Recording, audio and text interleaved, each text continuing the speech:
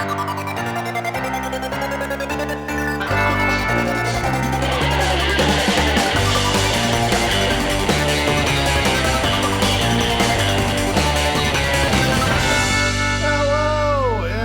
to another episode of You'll Only Listen Twice, our Bond review podcast where we're taking a look at all the Bond movies, both official and unofficial. We just got through last week with Live and Let Die. Oh. And now we're on to the next one. But before we get into that, I'm Jake. I'm Troy. I'm Jan. I am not running away from any particular country at the moment. No government agencies are after Jan right now. Currently. He's out of the spy game for now. I'm producer Paul.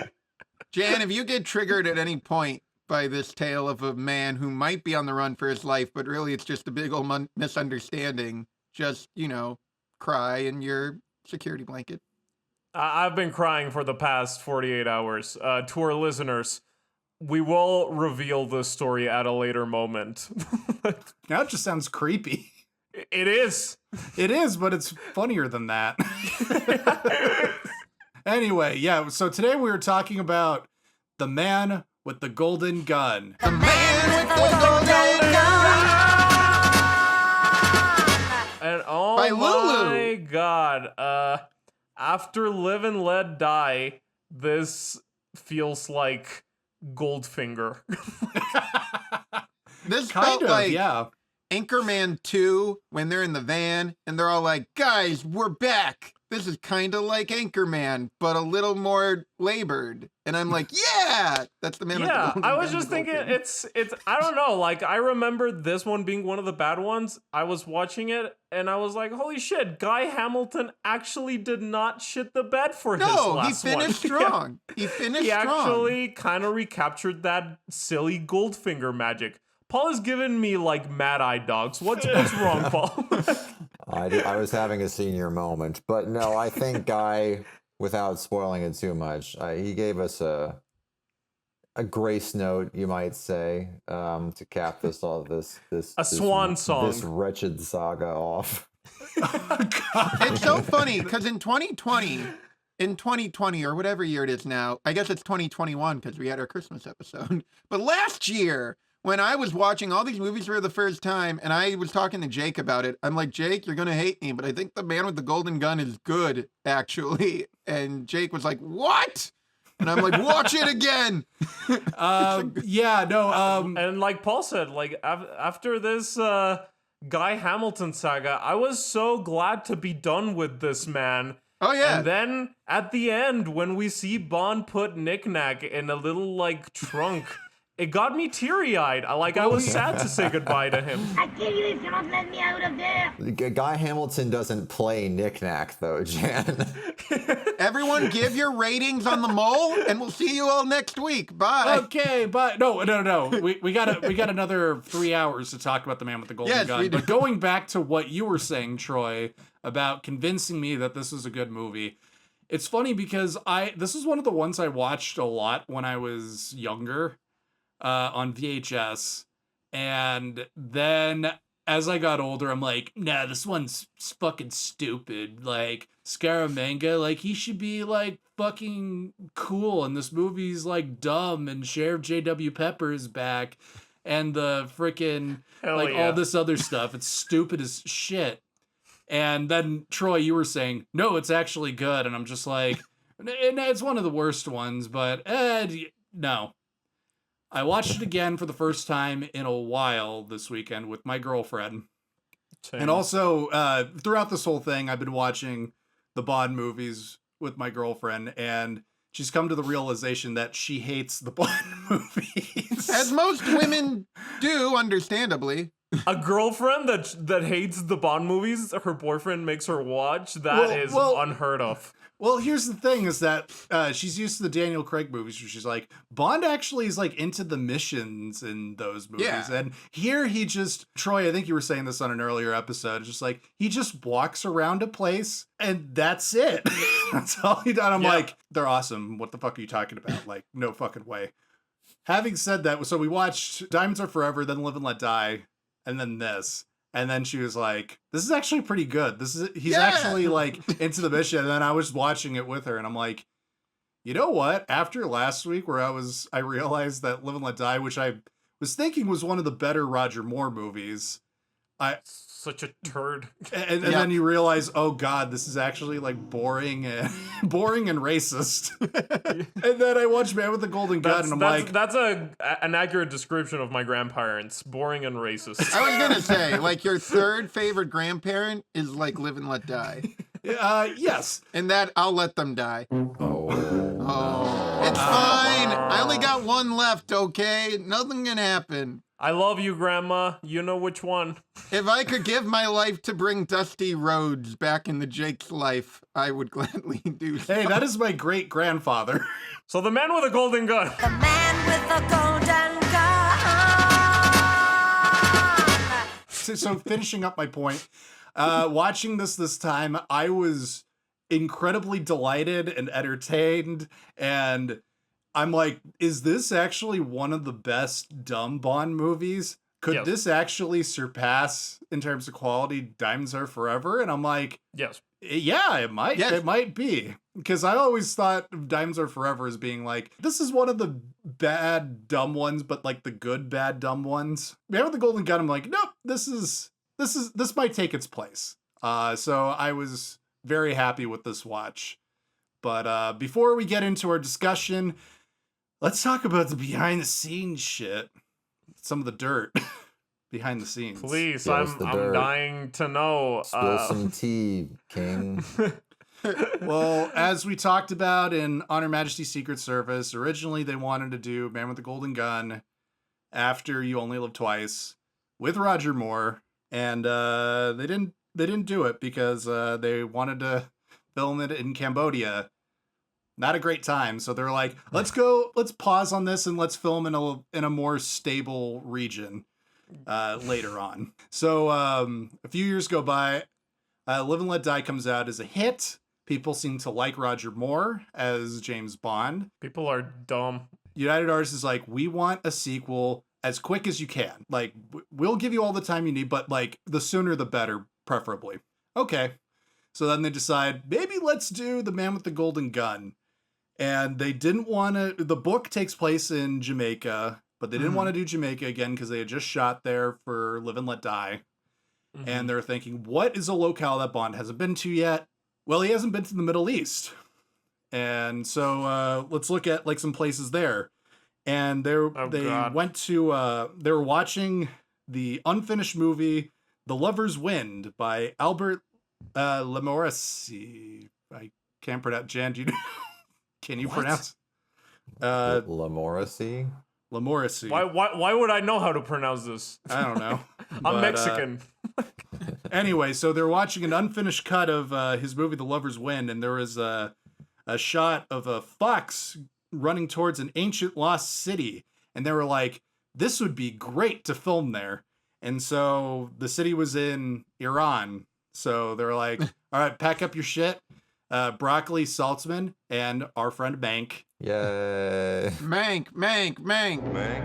I'm sure nothing politically unstable will happen in Iran, right? James Bond is going to Iran. So they go to Iran to this city, and Tom Mankiewicz said, we flew to Iran, and it was miserable. We got to Tehran, and we took off for the city of Shiraz on Air Iran. Cubby was strip searched because they thought his camera was a gun. I mean, it was just a nightmare.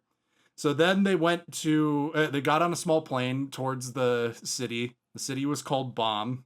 Wait, Cubby was stripped for the Iranian government? Yes. Just picture that in your mind. Yeah, you gotta do what you gotta do to get that movie made, you know? You gotta do what you gotta do. If you thought Sean Connery in Diamonds Are Forever was the peak of 70s shag, Stripping. imagine Albert Cubby Broccoli. Yeah, getting strip searched because they think his camera is a gun. The man with the golden camera. So anyway, they got on a small plane to go to the city, Bomb, but They never actually arrived. According to Tom Mankiewicz, they said, we landed in the middle of the desert. People came out to meet us, and it was the wrong city.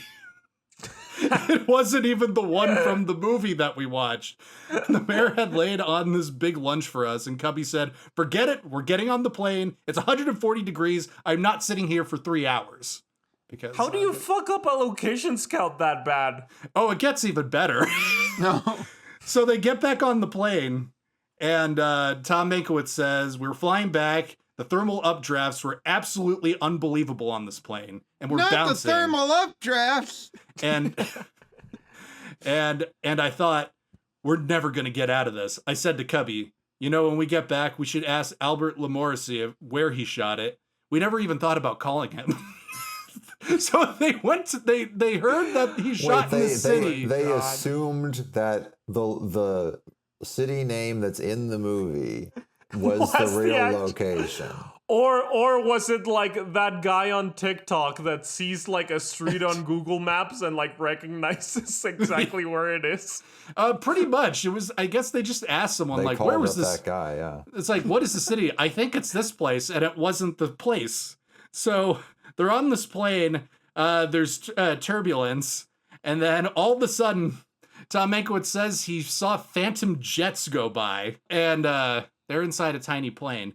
And Tom Mankiewicz asked, what's going on? That Cubby and his Lynchian dreams that inspire these movies. Oh, and it gets even better. When? So Tom Mankiewicz is like, what's going on? He asked the pilot. According to Tom Mankiewicz, the pilot said, Israel has just declared war on Egypt.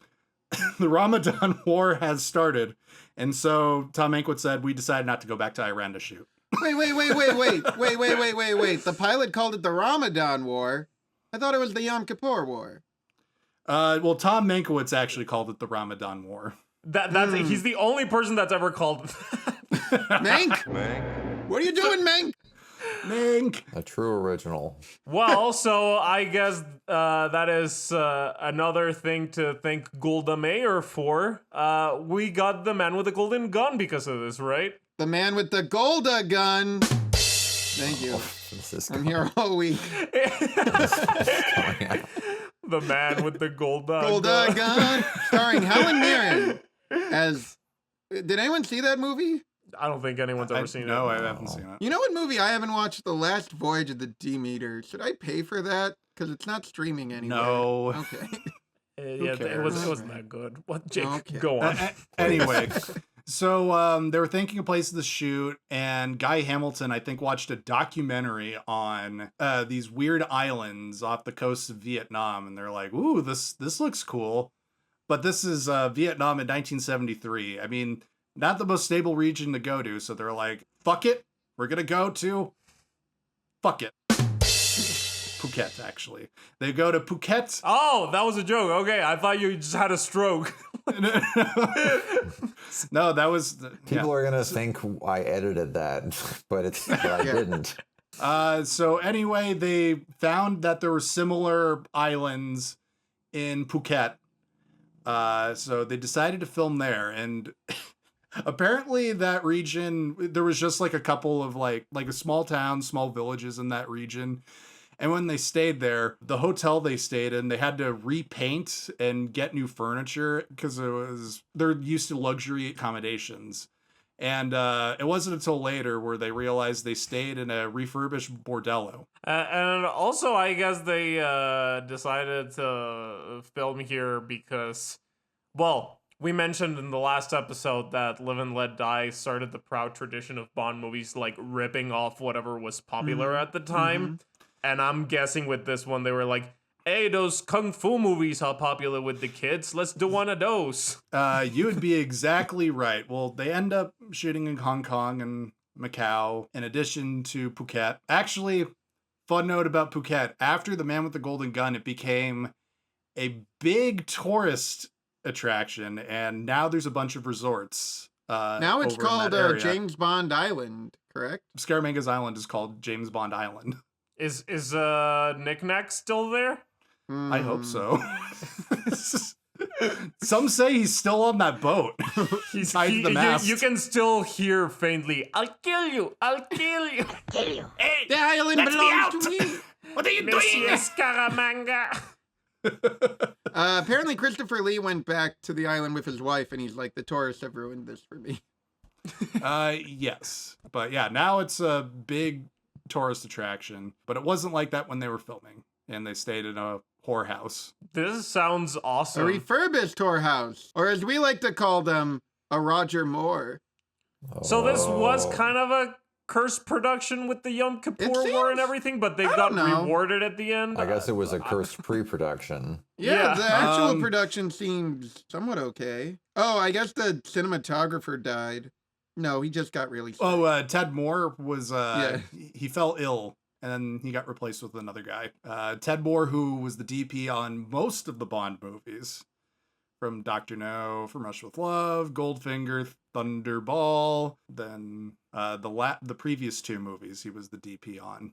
Yeah, he was ill, so he got replaced. They were just like, we just need to get this done. They actually were able to finish the movie on schedule. Because they filmed this in like a record year and a half. And then I think they finished principal photography in August. And it came out in November. Oh, wow. So this really is like one of the smoothest, apart from the war, like one of the smoothest productions. Good rule of thumb for young filmmakers. Always be thorough with your location scouting and always plan ahead in case Egypt launches a preemptive strike against Israel. Yes. Always very important. Also, remember, feed your crew, feed your actors. They eat chips, some gummy worm, a Twinkie. All great. affordable Don't options. bring your actors out in the desert to film Kikasha and not give them water.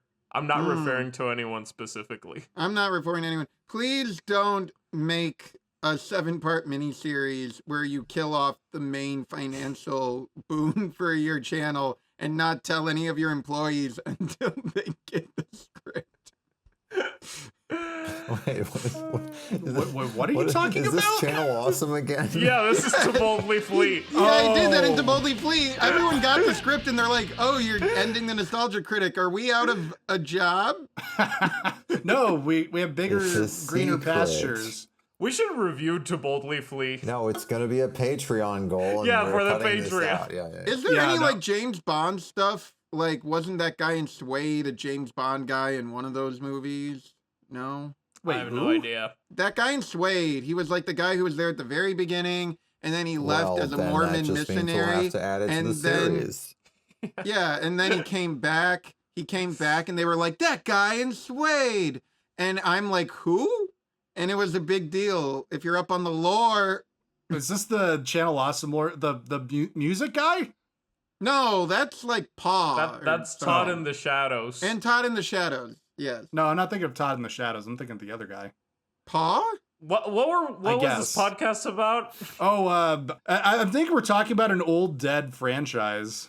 Oh. Yeah, just Oh. a franchise that's gone really lame and boring and self-important. Yeah. Yeah. But it's all right because we have Christopher Lee. Hell yeah. I've been looking forward to this.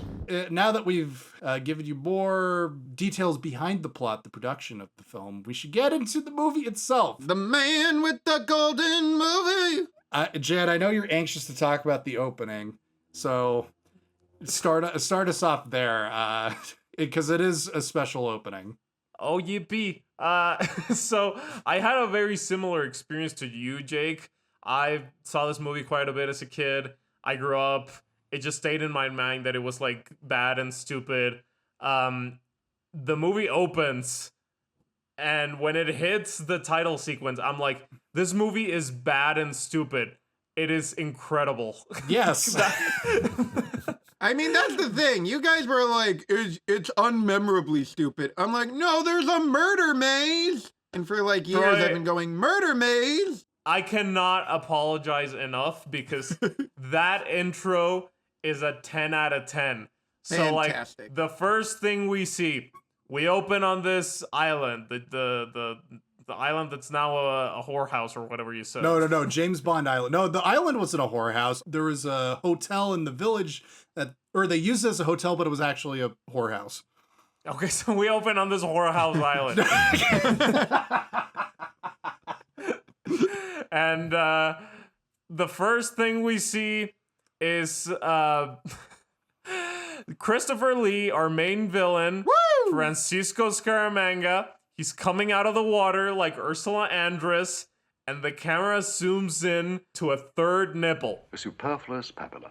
A what? A mammary gland. A third nipple, son. Already, this shows a lot of promise. We're off to a good start. Oh, which We're going. reminds me of another production thing. So I was watching the behind the scenes, and they interviewed Christopher Lee, and Christopher Lee apparently talked to his doctor or something like that, and his doctor was like, something about a third nipple my character has, and he's like, oh, you know that it's more common than you actually think.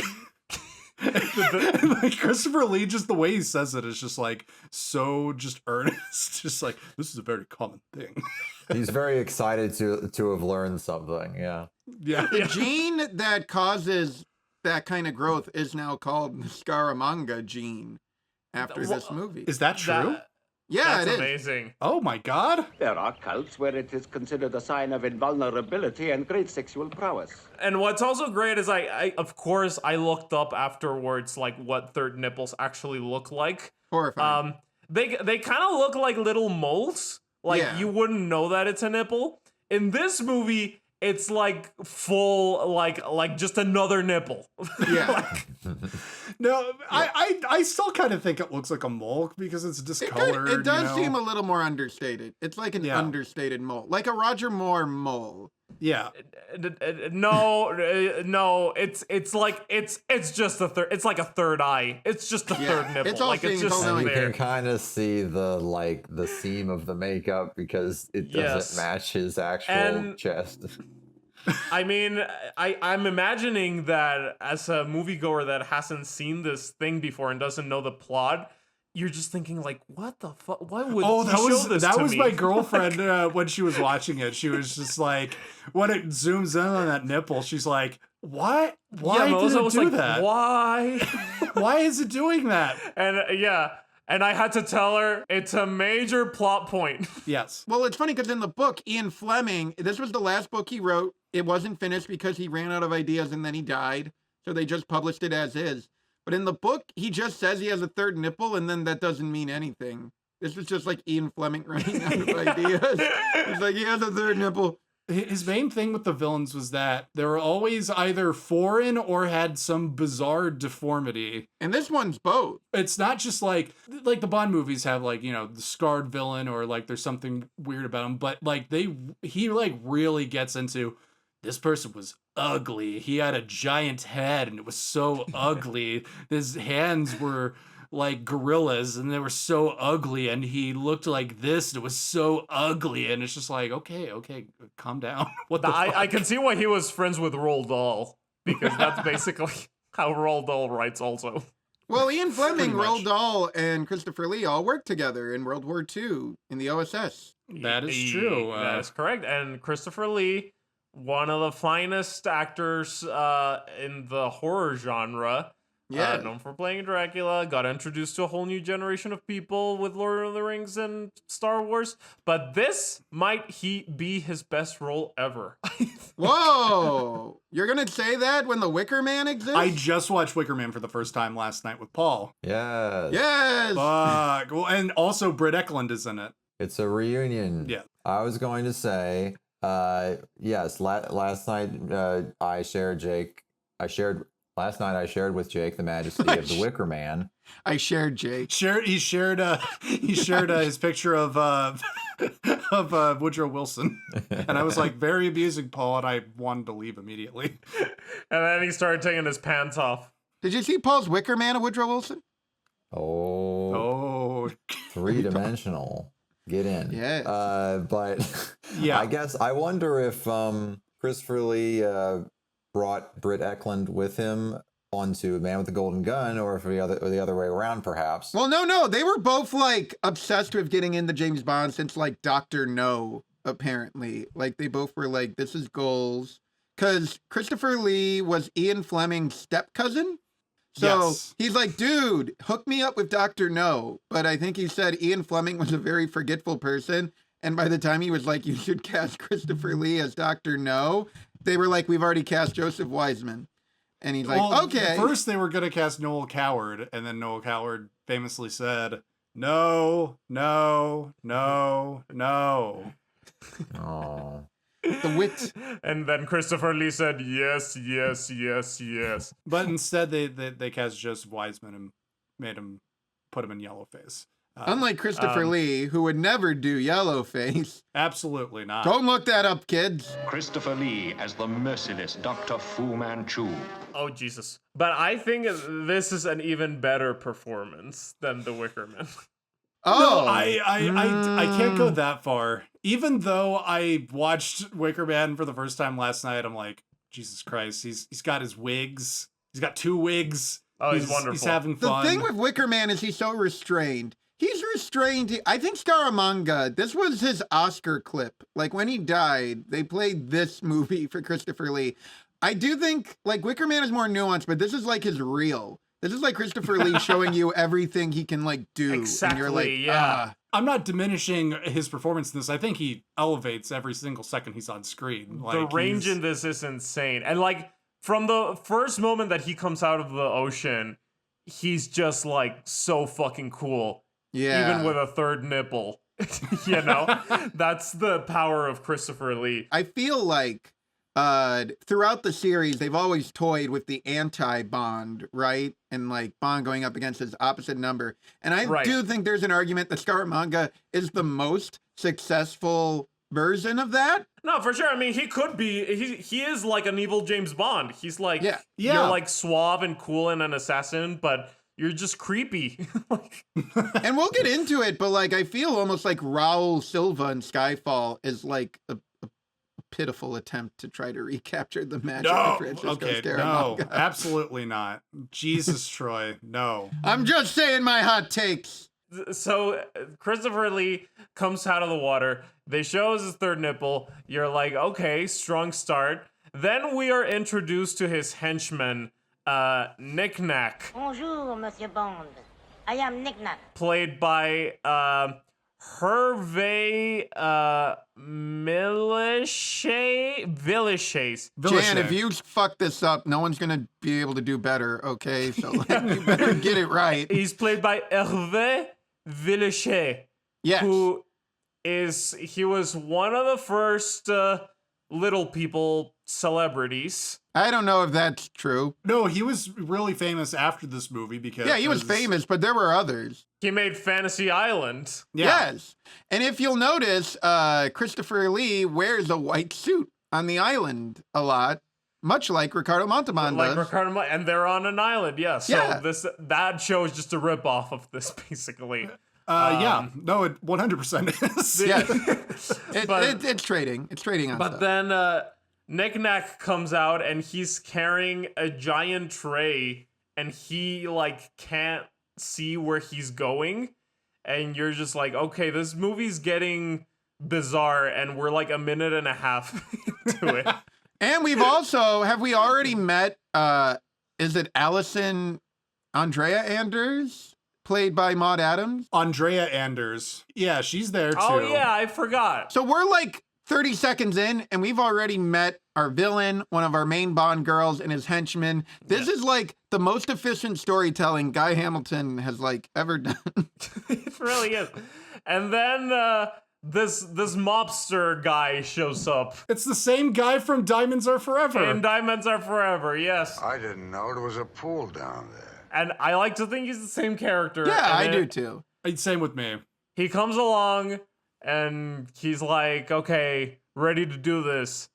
Oh, and Nick Nack is leading him into the island. He's just like, Yeah. shh, come into this room, please, monsieur. Nick Nack is like, okay, let's do this. And they're like, what are they gonna do? And then they go into this like nightmare funhouse. Like, I don't even know how to describe it. Before that, he leads him into a room. The gangster guy pulls out a gun, and then Nick Nack goes up to Scaramanga going like, oh, the guy is here. And then Scaramanga walks over into the room, and the guy is there holding a gun at him. But Nick Nack is on the intercom, and the lights go red. and you're led into basically a fun house from hell. It's like if the Great Movie Ride was like a walkthrough. And it had guns. Oh, and guns. It's all trippy. There's spinning circles. You see Christopher Lee's eyes. And Nick Nack keeps going, I fooled you, monsieur. And then, like, he's just going through these mannequins that are, like, clearly people that are, like, shaking. No, that's the funniest thing is because I am so used to watching this movie on VHS. And I just always assumed, I'm like, oh, they had like a statue of Al Capone just lying around. And then I looked watching it on Amazon Prime in streaming 4K, and I'm like, that man's moving. That is a person. He's breathing and living. My favorite one is the cowboy, who I'm pretty sure is like Roger Moore in a mustache. It's Roger Moore's stunt double. I looked this up. It's Roger Moore's stunt double. He's just a cowboy like firing his gun. It's like the best shit ever. It's like Westworld came out a year before this, and they're like, we'll just do low rent Westworld, and it's beautiful. Yeah, it's because beautiful. Speaking of low rent, the set is very cool, but it is scuffed up to hell and back, and it's very obvious on the Blu-ray, like where there's where it's actually darkness and where it's black paint. That's just like, you know. But Scaramanga does that to make the hunt It's just cardboard, harder. basically. Yeah, I think it's justified, like within the story. Like, yeah, because he made a makeshift funhouse in his island lair. Where he can just hunt gangsters. Like, why is that guy even on the island? And is he just I think there he's to there do to a kill payoff? him, and Scaramanga invited him over to kill him. It's like they just set him up. It's like the Wicker Man, actually. Yeah, actually, yes, he did it again. Christopher Lee just keeps inviting people to islands to kill them. Yes. For being virgins. I think this gangster was also a virgin. Well, no, we don't know that because he does go like, when he shoots off Al Capone's arms, he's like, Al, don't hold it against me, Hey, Al. Al. Wherever you are, don't hold it against me. And I'm just like, that was weird. I love that little moment of This tenderness. man is like 70 years old. Well, he looks 70. No, this movie is filled with Guy Hamilton. Just like, that's odd kind of moments. That's weird. Why did he do that? But what I like about this whole sequence is that Francisco Scaramanga is supposed to be the best hitman in the world, and his training grounds is basically like a child's makeshift PlayStation, you know? It's like, I'm gonna shoot a cowboy and a gangster and James Bond. Well, that's the thing, right? It's not for him to shoot at. It's for him to disorient other people. Like, he wants his victims. No, yeah, but the people that he's shooting is like cowboys, gangsters, James Bond. Like, he has the mind of a 5-year-old. Are you saying that he invited like Wyatt Earp or something at one point to his island lair? Yeah, I'm like, first of all, why are you shooting these cowboys? Second of all, how is this gonna make you better at shooting James Bond? Like, I don't understand. Well, as we know, Scaramanga is a stunted child because he had to kill his pet elephant in the circus. Oh. Yeah, that's true. Well, and you know what's even funnier is that he even forgets his own maze. Like, he goes to the mirror thing, and he thinks the golden gun is right there, and Nick Nack is like, I fooled you. I'm like, what did you do? Well, wait, no, because isn't that the whole point? Is he wants Nick Nack to be constantly trying to kill him so that Nick Nack can get the island to keep him on his toes? No, but he like legitimately forgets where the golden gun is because he thinks this mirror, like after doing this maze a few times, you would think he would know, oh, that way is where you get to the Golden Gun Center where the James Bond statue is. But no, he goes to like a random mirror in a place that is filled with revolving mirrors, and he's just like, oh yeah, whoops. Look, the magic of this movie is that no one knows what they're doing and everyone in it is stupid. And that's what makes it fun. Well, it's I'm not complaining at all. I'm just Funhouse, like Guy Hamilton almost parody of the opening of From Russia with Love. Yeah. Speaking of how he's like a mirror, mirror Bond, but it's like we've molded the perfect specimen to destroy Roger Moore, and there he is. Yes. as a wax figure. But it's not a wax figure. It is actually him. And it's so funny in that wide shot. You could totally see him like jittering. He's like trying so hard to stay still. But he's back in a tuxedo. There was no tuxedo in the last movie. He's back in the tuxedo. We all love James Bond in the tuxedo, don't we, Thank folks? God. Did they do something to him though? Because his face looks so waxy. Oh, well, I think they made him up. There is a double at points, like when he shoots the fingers off, Yeah, obviously. yeah. That's Well, a that statue. obviously is a whack, but I think this is the movie where like he looked fine in the last one. He kind of looked like the Saint. This is when he actually starts looking like a melting wax figure. In the second movie. Jan, The don't get second ahead movie, of yourself. There were Don't some get ahead of parts where yourself. I was like, he looks so old. Like his neck. Jan, we're looks not like, even the For Your Eyes Only yet. Yeah, no. I don't think he looks that. He looks fine. It's fine only a year and a through half Moonraker. after Live and Let Die. Oh my god, you guys, like watch it again. His neck. I just watched it. But like, pay attention to it. He looks like Walter White in the last episode when he's like talking dying about? of cancer. His neck is made out of like rubber. Jan, one day you're going to be 46 years old and you'll be trying to hang on to youth. You'll be wishing like you look like Roger Moore. I don't know. I think in this one he starts to look like shit. But anyways, so in this intro, we have Christopher Lee, we have Nick Nack, we have set up for the finale, we have this fun house, we have people pretending to be mannequins. This intro has everything. You're forgetting the most important part at the very end, where Scaramanga gets the gangster's gun and he shoots up Bond's fingers. And then there's another shot and it crash zooms into the wax Bond's face.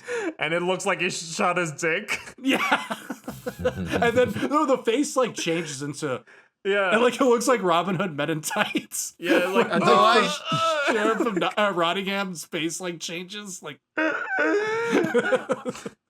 yeah, like in Young Frankenstein when he punches the guy in the balls, but the guy can't move and he's just like, But yes, this intro, I was hooting and hollering. I went crazy for it. It's an easy 10 out of 10. Easily the best intro so far for me. Incredible start. That's fair. It's not my top pick, but it is pretty good. it's pretty up there. I think it's like, should James Bond be an important part of a Bond intro? Would be the only thing that would stop me from, because I'm with Jan. Oh, who gives a shit? As someone who loves wax museums, murder mazes, Christopher Lee, third nipples, this all just really hit the spot. This is entertaining you from the beginning. It's not making you wait for anything. It's just giving you what you need, folks. It hits all the spots. And then we are greeted to the main title theme, which is everything, the visuals, the theme, it's all so incredibly mid.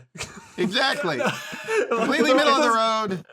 It's not theme good, song it's not I bad. would not call middle of the road. I call it like just like it might be the most kitschy, cringy Bond theme song, but It is the most 70s one. not even just the most 70s one. It's just like the song is literally about the man with the golden, gun. Like the lyric, like he has a powerful weapon. It's like so direct and so stupid.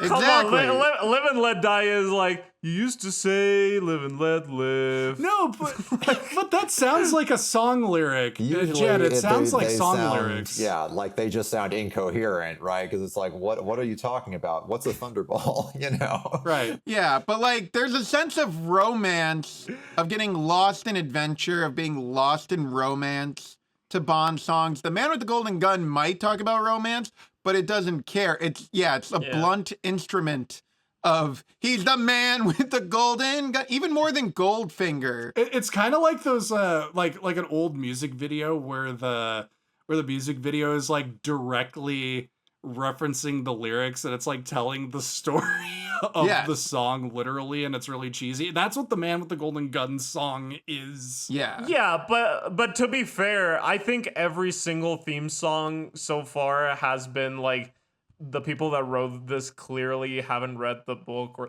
the screenplay, you know, which is why I imagine when they wanted to do the theme song to Octopussy, they were like, we can't do like, you know, Well, they couldn't like, do it with The Spy Who Loved Me either. They have one time where they mention it. Next movie is when they start giving up on it, like even kind of being about the plot of the movie. Yeah, no, because well, the other ones are so esoteric, where you just you can kind of go like, you only live twice, or diamonds are forever, and you can come up with like some, you know, suggestive esoteric type lyrics. This is just like, he is a guy and he has a gun, and then he's gonna shoot Bond and he's gonna shoot Bond and da da da da da da, you know, like the that. man with the golden gun. Jake, I'm sure that if you replace the lyrics with what you just said, I wouldn't notice the difference. Yeah, like, it would be the same thing. Thank you. I mean, I would miss the velvety tones of To Sir with Love's own Lulu. Yes. Yeah. Lulu's back. You know what's so funny? In the Sound of 007 documentary, you know, they talk about all the Bond songs. They even talk about the bad ones, like Another Way to Die. They do not address the man with the golden gun, despite the fact that they interview Lulu several times. Want me to talk about my song? Nope. Nope. Want me to We're talk not about? talking about Nope. Well, there's really not much to say, honestly. I mean, yeah, I think it's whatever. It's boppy. It's fun. It's a fun song. It's a It bop. fits the movie. Title sequence is also just kind of adequate. Actually, I would say Man with the Golden Gun is a lot like Sam Smith's Spectre, in that by No. itself, meh. In terms of the movie, it fits the movie. No, it's well. The thing is, the song still works. It's so ridiculous and stupid that I still enjoy it. Like outside of the like, Sam Smith's song is like, just so miserable. What if they Mopey. did? What if they did the Man with the Golden Gun? The Man with the Golden Gun. The title sequence is like Morris Bender at his fucking laziest, like most alcoholic. Oh yeah, we're on self. autopilot now. Wait a folks. minute. Wait a minute. You ain't seen nothing yet. You ain't seen nothing yet. He gets more lazy, like in the 80s especially, where you're just like, come on, dude. Come on, It's just man. like Just- after Live and Let Die, that cool ass fucking intro. This is just like, it's ladies and it's wavy because they're underwater, I guess. for It some may be reason. 2 days for me at this point. Is this where we start getting images of Roger Moore just like floating through? No. No, I it's don't not think here. he's in there. No, Roger Moore floating doesn't really come in until technically Spy Who Loved Me, but more so in Moonraker is where you Okay, actually that's when start it's seeing we his get image. floating bonds. Like you see an image of a man in the Spy Who Loved Me intro, but you don't see. It's mostly just like copy and paste, even with the title animations Yeah. from Live and Let Die. It's just like, all right, I'm gonna shoot like just random shit of women underwater with the weird filter. I'm also just gonna reuse the same font and title animations from the last movie. Fuck it, whatever. Yeah, let's talk about something else. I don't like Yeah, this. let's move on to the actual movie. And again, we hit the ground running. We open the movie in Well, I don't want to cut you off, but we hear about the man with the golden gun. Like second one afterwards, have you heard of Scaramanga? Oh yes, the man with the golden gun. Yes, we hit the ground running in the office. Yeah, no, it hard cuts. Bond opens the door to M's office, and it's just like, what do you know about a man called Scaramanga? Yeah, this movie is not wasting time. It moves. It goes. Everyone's here. Everyone's active. M is standing up. We see his thighs. What? We see his beautiful women's legs. His beautiful legs. Okay, question, Jake. Did something happen to Bernard Lee before this movie? His wife died. He had alcoholism. I don't know. But If he that, actually that did. always happens. But his nose looks like a prosthetic. Well, alcoholism I mean- takes its toll. Because I was gonna say, I was like, I don't think I've ever seen someone staggering while they're fully seated. Well, Bernard He's Lee is having a always hard like time. stuttered. You know, like he always sounded like he's drunk. Like if you really pay attention to how he talks. I mean, I didn't really notice it that much, other than like, I guess he still kind of looks like made up to look less like a corpse, I guess, in this one. But other than that, Okay. fine. He's definitely looking.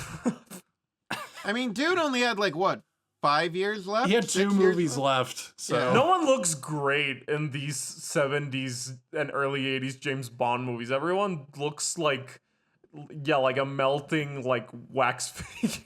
What? Britt Eklund and Maud Adams look like They look wax figures? What are you talking about, Jan? No, they look great. I'm just talking about the male performers in this movie. Oh, wait, you think Oh, Christopher okay. Lee and Nick and Herv, you think they look like shit? I don't know how to answer this. All right, so we're in M's office where we've hit the ground running. He's like, do you know who Scaramanga is, the man with the golden gun? And Bond's like, yes, he grew up in a circus. He has a third nipple. He kills people with a golden gun, which really shouldn't work because that's a very small caliber bullet, and gold in the Bond universe, the gold flattens, and that makes it a better bullet at killing people, when really, I don't think that's how that works. I think it makes it a worse bullet. True. M is like, well, we found this bullet, and it says 007 on it. James, you got some explaining to do. And James is like, what? Yeah, once again, he's just like, oh, somebody wants me for something. Yeah. Better go fall into the trap. yeah, no, he's just like, huh, that's weird. Why does he want to kill me? And M's like, I'm taking you off the Solex investigation because Gibson in the Solex investigation. Gibson in the Solex thing. He's like, but the energy crisis is very important. And then he looks at the camera. Yeah, Bond is he's a schoolboy, but he is very eager to work on solving the energy crisis. I'm relieving you of your present assignment, 007. Sir. Yes. The energy crisis is still with us. I respectfully submit that finding Gibson and his solar cell data is even more important than ever. He looks at the camera and he endorses Richard Nixon for re-election. He says Watergate was justified. But yeah, it's the stupidest plan ever. Just like, someone's trying to kill you, 007. Go find that person. No. But remember, it's off the books. It's Bond. You have screwed up once again. We're tired of you constantly being a prima donna. Everyone knows who you are and they're trying to kill you. So you're on leave. But if while you're on leave, you kill Scaramanga, wink, wink, wink, wink, wink, wink, wink, then you can come back. Then you can come back and work on the Solex case. And I'm sure it'll have nothing to do with the rest of the movie. Nothing to do with the rest of the movie. But that's what makes this movie, all right, so part of why this movie works so much, and I also think this is why a lot of people don't like it, is this is like, I think, the first movie where James Bond cares about what's going on through the entire movie. He is upset about losing his job, and he is angry, and he's annoyed that Scaramanga is trying to kill him, and that is so good, because I can, like, follow an arc. I can, like, follow an emotional journey here. He cares so much about solving the energy crisis, and he's just like, fuck this shit. James Bond is angry throughout the movie. He is annoyed. He is flustered. He is confused. He has so much emotion going on. I really like this movie. I don't agree with you. I don't like it because I'm like invested in James Bond character arc. I like it because of how stupid it is. It can be stupid while still doing basic storytelling, which I'm grateful it does to some extent. But I'll stay tuned, listeners. I'll point out throughout where I'm like, Bond has feelings. Look. No, you could totally tell that he's more invested in this mission, and it's not like Connery going like, what am I doing? Well, Roger Moore is more awake for sure, yeah. Well, he's definitely not sleepy because, I mean, it is a pretty hard pivot from his performance, at least in Live and Let Die, where there's at least, like 3 scenes in this of him just beating people for information. Threatening to shoot people in the dick. Yes, he threatens to shoot people in the dick. He manhandles a woman, which Roger Moore hated. And everyone was like, why are you still writing this for Connery? Mank. But I would argue what makes it interesting is that Roger Moore is such a nice guy. So when he does that, you're like, oh my God, he's losing it. And it's so interesting, the contrast between like the genteel English gentleman and like this guy who's on the edge. And I don't want to be interested in these movies. I want to be high off my mind on mushrooms and having a blast. I am No! gonna split the difference here. If it has that, all the good, not necessary, but all the better if you can. But I do want to go back to I'm not gonna Connery, complain. because I was watching Moore do the Scaramanga monologue to M, where he's like rattling off Scaramanga's whole biography, and like he seems very intelligent. As I said last week, Moore is better at bringing out the intelligent side of Bond. Because I'm imagining Sean Connery doing that monologue. He's like, "Oh yeah, Scaramanga. Yeah, he was in the circus as a child. He grew up. He kills people with a golden gun. He has a third nipple. Yeah, stuff like that." Well, at And that it's point, like- he would have been so fucking Yeah, he done. just would have been like head out the window. like, Well, maybe if this was like early 60s Connery, he could have done it better, but no, he didn't give a shit at He that didn't give a point. shit at the- So Bond is off to... Oh wait, we haven't talked about the Moneypenny scene. This is like the flirtiest Moneypenny I think ever gets at the Roger Moore Bond. Oh, Oh, I was gonna say her smile at the end gets less convincing every time she shows up. The flirtiest thing that James Bond tells her is like, "You are better than a computer." Like that's it. It's dying. The spark's dying. They can't sustain this. The Moneypenny scene is nothing. Well, the spark does die because what does he say? Like something like, "Oh, thank you, darling. So, by the way, what about like this girl or so?" He like asks about like the belly dancer, and then she's just like, "They couldn't find the bullet, darling." Yeah. And she Like, gets this pissed off. is tension. They're running into problems. There's tension. Then he's off to Beirut. Yep. Okay, now as Yes. Bill, so he's going to Beirut because the man with the golden gun has murdered 002 before, Bill Fairbanks, who was shot by a golden bullet, and he was dating a belly dancer in Beirut.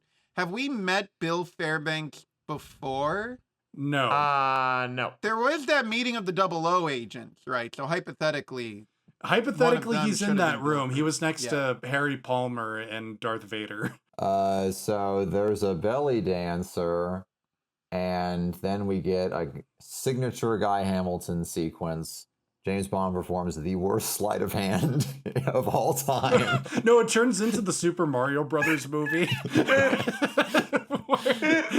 he has to like grab the bullet, and she's like, "No," and then he's like sliding down and kissing her. yeah, so the belly her stomach. dancer has taken the golden bullet that they used to shoot Bill Fairbanks, her lover, and because it flattened, she's made it a navel ring. So James Bond's like, I gotta get that golden bullet out of her navel ring so he can trace it. Oh yeah, and it's also her lucky charm. Yeah, it's her lucky charm. and she can't dance without it. The bullet went through him. I take it out of the wall before the police arrive. And now, 'tis my lucky charm. I never dance without it. Like that shot of the hand, like stumbling about, like trying to drop something from the table, and then he's like, "Clumsy of me," and I'm like, what kind of a plan is this?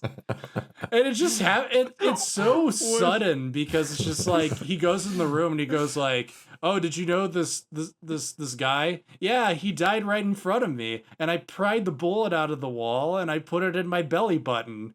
And then they just start making out. Yeah, it's like, what? What?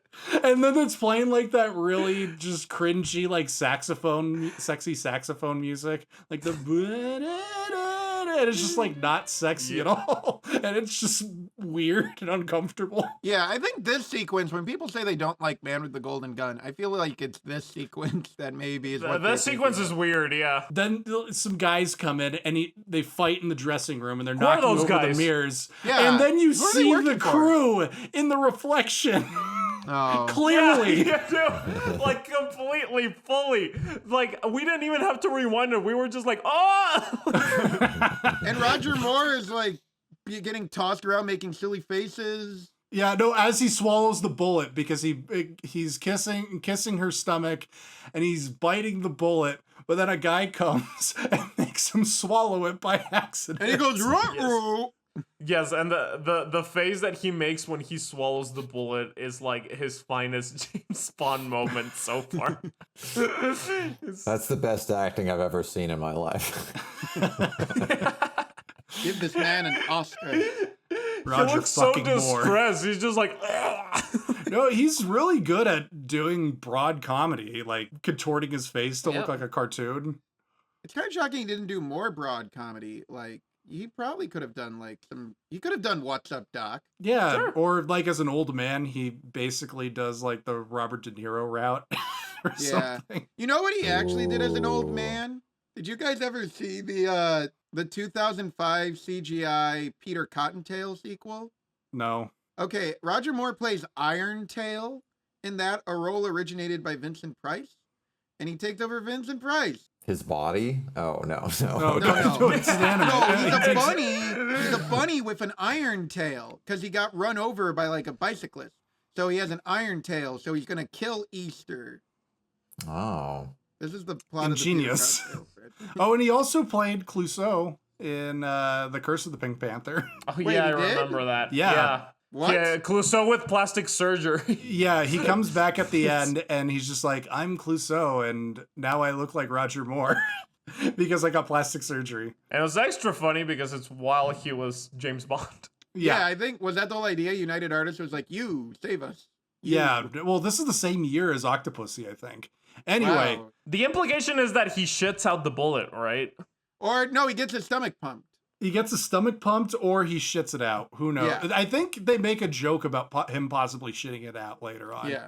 Oh, and we also forgot the belly dancer's just like, I lost my charm. And Roger Moore goes like, not from where I'm standing. Which is weird because he does not seem attracted Pretty to that good. woman at all. I've lost my charm. Not from where I'm standing.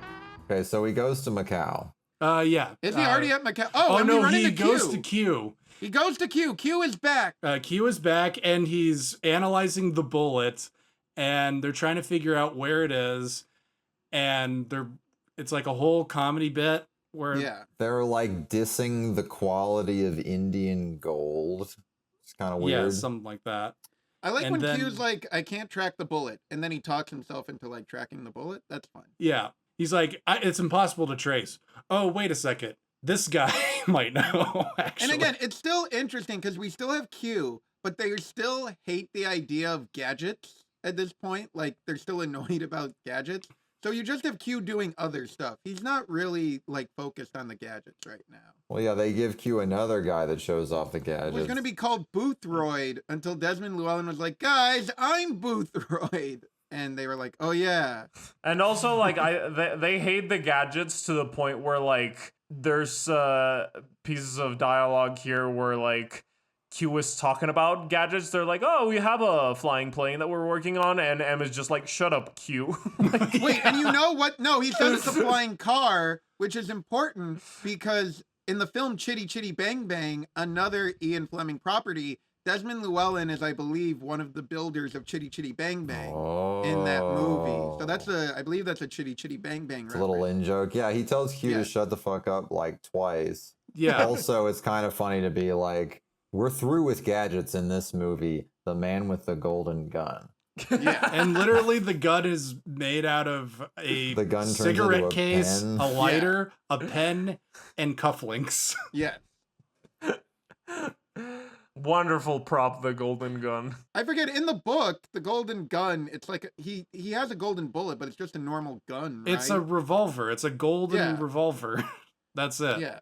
But then they're like, no, it's No, gotta no, be we gotta- something he has No, fun. it's real gold. It may look like a spray painted piece of balsa wood, but it is a golden gun. I think they had a couple different. They actually got like silversmiths to make a operational like version of the golden gun where Christopher Lee could dismantle it and put it back together. There was one that was just solid and fired caps and stuff. So they made it more dangerous that it had to be. Yeah, pretty much.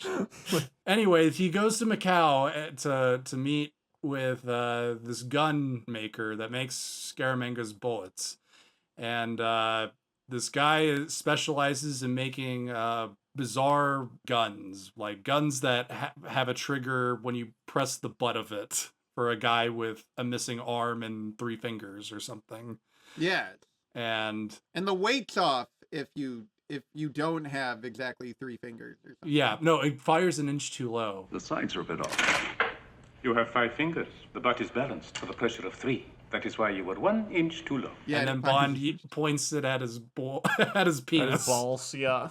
That's such a weird threat. That's what the Terminator does. Yeah, no. That's what Goldfinger does. It's such a silly movie, and that scene is like so weirdly like dark. It has the tone of like a fucking ISIS like torture video.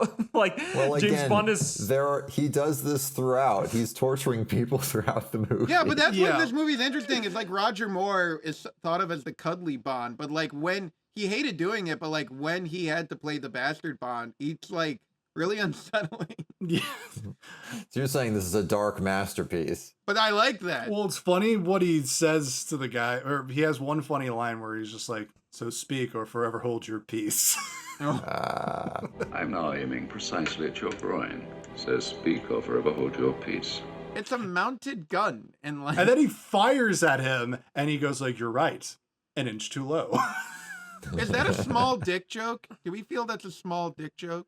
I didn't think so. I thought it was just a payoff. All right. I thought it was a dick joke. I also noted that before he does it, the gunsmith guy, he basically says, "Guns don't kill people, I do." He basically he's like, says the you line. understand guns don't kill people, the hand. No, this is one of the scariest scenes I've ever seen. This should be on Bravo's 100 scariest movie moments. I remember Bravo's 100 scariest movie moments. I think Bond trying to get the golden bullet out of the belly dancer should be on one of the scariest moments. It's so uncomfortable for some reason. Like, yeah, no, because do we get that in the scene where he interrogates Maud what's the next scene after this? Yes, it's creepy. They go to the casino. He finds out that Maud Adams picks up the bullets from the bullet maker. Yeah. Follows her to her boat, or is it her and Scaramanga's boat? She's showering on board. Oh, Bond is like has a gun pointed at her, and then no, he's not on the boat. Aren't they in a hotel room, or is he on the boat? I thought they were on a boat. No, they're in a hotel room, right? Oh, because okay. there's like a sitting area. Jake, you always think they're on a boat. Wait, is the scene? Right. No, it's after this. No, it's right here. He goes in and comes in on her showering, but it's not really like the moment where Bond's like, ooh. He's just like, get out of the shower, go over to the bed. Who the fuck do you work for? Where the fuck is Scaramanga? It's a little more. It's kind of like the Fiona Fulpe scene in Thunderball, but like a little more revealing because it's the 70s. And and Roger Moore is like intense with her. Oh, you're hurting my arm. I'll break it unless you tell me where those bullets go. It's I do not like this scene at all. No, I don't either. It makes me very uncomfortable. Again, yeah. This is the peak of uncomfortable Bond right here. Yeah. This is where Roger Moore was like, never make me do something like this again, which is good.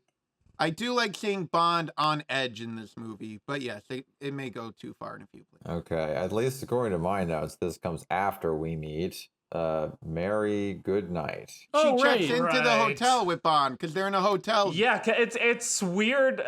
Like I think it's hilarious that as soon as they meet each other, they start talking about, what do they say? Would I do that to you after 2 years? Like they're talking about their past missions, and it had some major, not since we fell into that nest of Gundarks energy, you know? Yeah, so that's because he comes like, and all the other Bond movies, the Bond girl, you know, there's the scene where like they get to meet each other and they get to know each other. And this one, she's just there.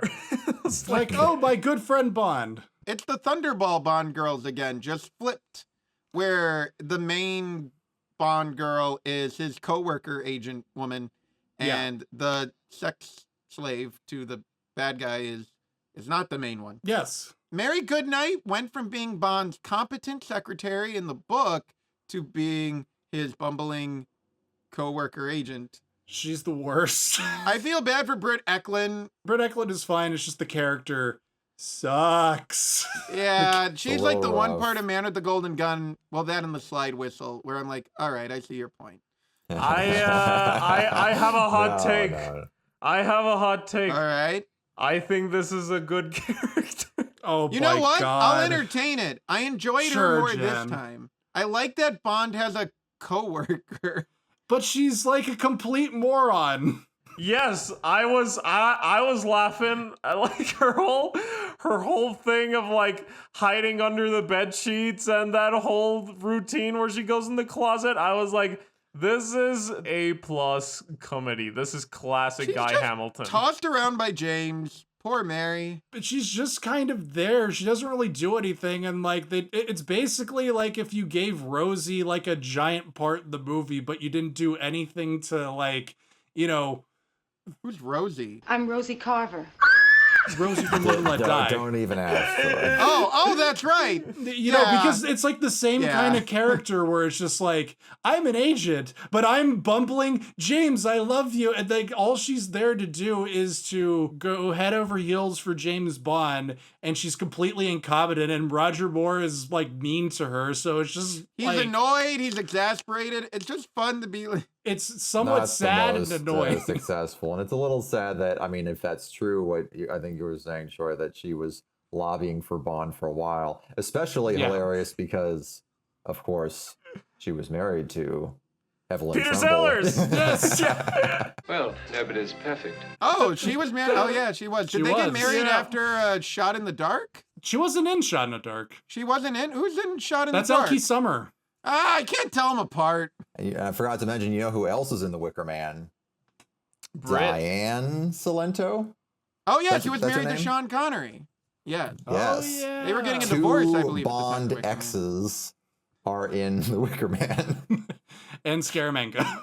Britt Eklund's great in The Wicker Man. The dance sequence is fantastic. It's funny. Apparently, Britt Eklund was lobbying to be cast in this movie, and she heard that Maud Adams was cast, and she called up the Broccolis furious because she's like, "How dare you? I wanted to be the main Bond girl in The Man with the Golden Gun," and they're like, "You still are. You're Mary Goodnight," and she was like, "Yay!" And everyone else goes, "Oh."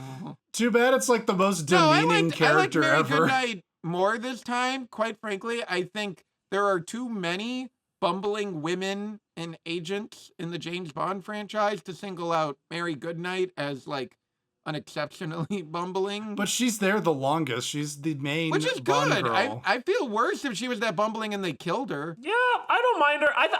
I think I like her mainly because we're coming off from Rosie and Solitaire. Yeah. So she looks like Diana Rigg in comparison. That's the thing. Most of this stuff is it's hard to go much lower. Yeah. So, Live and Let Die step in the right direction. is a nadir in like gender relations. Still not great. It's still not great in my opinion. Not a great look, and also an annoying character. Maud Adams is also in this movie. Maud Adams, of course, originated the role of Peter Pan in the 1905 production for American audiences. And now she's back, and I am hearing this is a different person. Okay. Oh. I was gonna say. I was gonna say she's like 105 You almost years got me old. there. You almost Maud got Adams me. would have killed it as the Bond girl. Just dig her up. She was only dead for like, how long was she dead at the time of this movie? Troy just wants to dig up every dead Bond lady to do God knows what to her. No, I didn't. She's not a Bond lady. She's a Peter Pan lady. Come on, folks. Come on. Maud Adams had only been dead for like 21 years by the time this movie had come out. She still could have done it. Okay. What's next? So James Bond goes to the Bottoms Up Club. Well, no, he doesn't even go in, does he? Well, wait, He just hangs who's he out. talking to about that? Because he's like, I'll recognize Scaramanga by his third nipple. Only if Bottoms Up is a strip club and Scaramanga is the performer. He's not like other people. He has three. Fascinating anatomical tidbit. Probably the most useless piece of information I ever heard. Unless, of course, the Bottoms Up is a strip club and Scaramanga is performing there. Well, he's right for the first part that it is a strip club, but Scaramanga we cut to a butt. Yep. Yeah. We cut to a butt. The glory of the 70s, baby. Guy Hamilton's back, baby. Well, and it turns out that the guy that Bond is investigating from earlier is at this bar, and Roger Moore goes like, "That's weird. What is this guy doing here?" But in the shadows, Scaramanga has the golden gun and shoots the guy in the middle of the street. Well, wait, yeah, because Bond's in the middle of the street. So you're like, Bond's out in the open. He's going to get shot. But then Gibson walks out, And I should point out my lack of faith in the ability of these movies to pay attention to anything they set up. I paused it on Amazon Prime in the club, and they showed an actor listed as Gibson. And I'm like, hey, it's the guy Bond was investigating earlier in the movie. That must have been like an in-joke in the cast list. They won't remember that line. And then they did. And then Gibson gets shot by Scaramanga, and it is the same guy. And I'm like, set up, payoff, Mank. Actually, Maybomb. This is where the plot thickens because he's like, wait, this is the guy I was trying to find the Solex thing to solve the energy crisis. And he's just here when I'm looking for Scaramanga. What the fuck does this have to do with anything? And does James Bond find out at this point that Scaramanga was not actually trying to kill him? No, he doesn't figure that out. Okay. He's like, why didn't he kill me? And why did he kill this guy? Why is this guy involved? Now I'm being arrested by the Hong Kong police. And being taken to like an underwater sunken ship. Yes, which is established earlier. Yes. It's like when they're on the boat earlier, Is the it tour called guide is like... HMS Queen Elizabeth II? Is that the name of the boat? It's But like, that's the actual wreckage of the Queen Elizabeth. Yeah. And they're just like... and then they're just like, yeah, here's the wreckage of the Queen Elizabeth II. And they have like some glory shots of it, and you're just like, they devoted a lot of time to this ship. Weird emphasis, yeah. And so Bond is taken on the boat by the Hong Kong police men, escapes onto the Queen Elizabeth II, but then discovers it is a secret MI6 base, and M is inside. Topsy-turvy. Everything's Yes, topsy-turvy. I was gonna Yeah, say, it's this great. is the 4D experience of being Bernard Lee. Mr.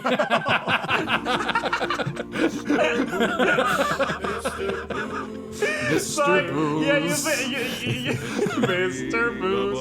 You think that they have everything tilted so that Bernard Lee sees everything straight, like it It was balances the only out? way to keep him from not wobbling. This movie has the most screen time of Bernard Lee so far, I think. So he's like, oh God, I can't be on a straight set. He sees James Bond next to his mannequin, and he's like, oh my God, there's 4 of them.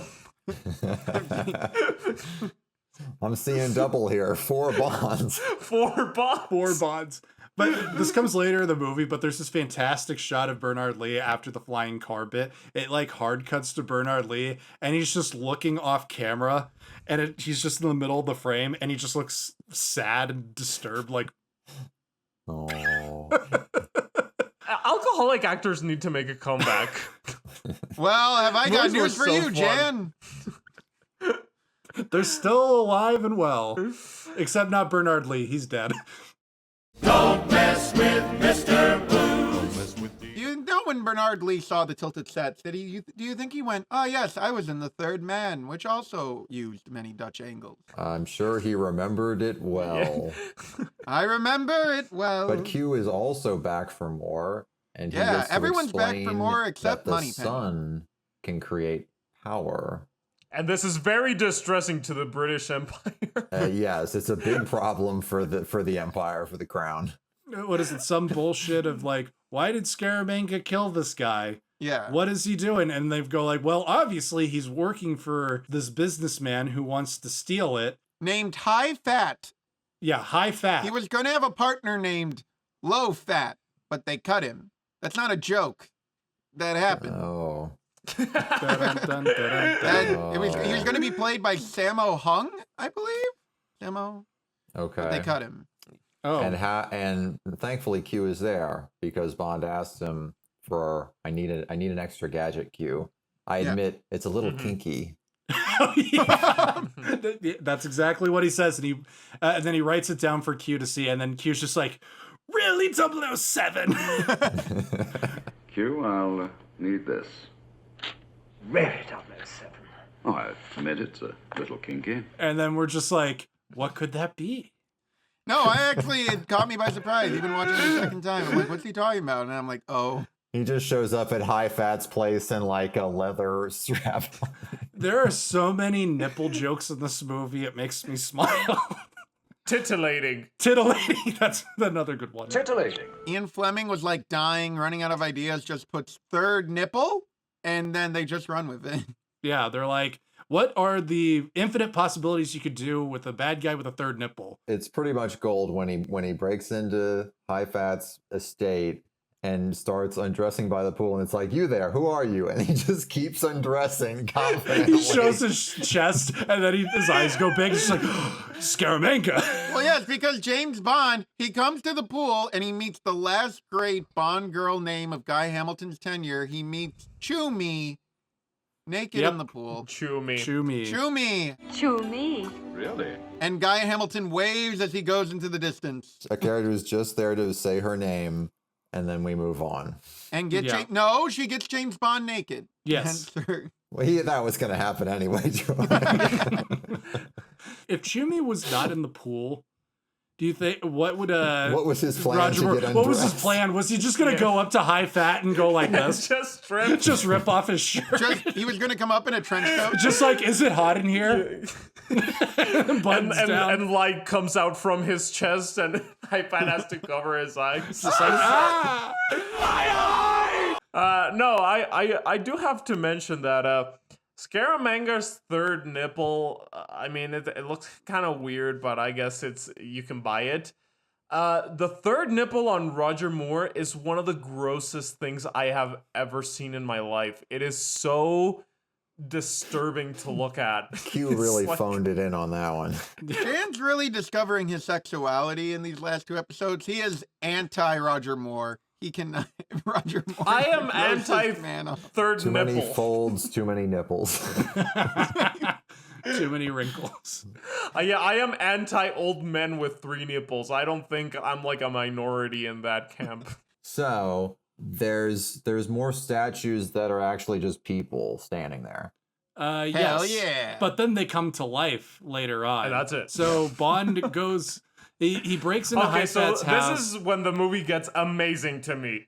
Okay, yeah. Well, he convinces him that he's Scaramanga, and then High Fat is like, "Come back for dinner next time, Scaramanga." And Bond's like, "That was easy." And then he takes off the nipple and goes titillating. Titillating. And they drive off. But then it turns out this was all a ploy by Scaramanga. Yeah, Scaramanga was there the whole time.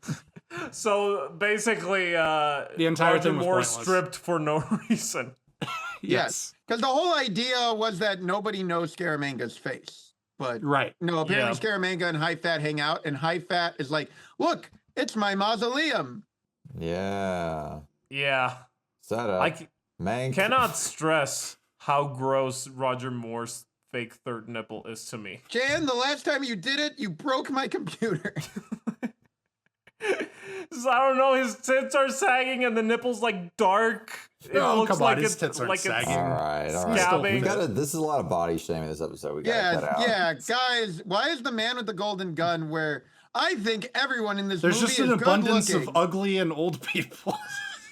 Everyone in this movie is a good-looking chap trying to do their best. I'll say. I mean, I guess I was saving this for the end, but my hot take is, and I was not in love with this movie, but I'm like, I did kind of admire that this movie finally settles in. We've come full circle and we've settled back into this is a B movie. Yeah. It's silliness. This is comfortable in its kind of low ambitions. You know what I mean? But it does some sick shit.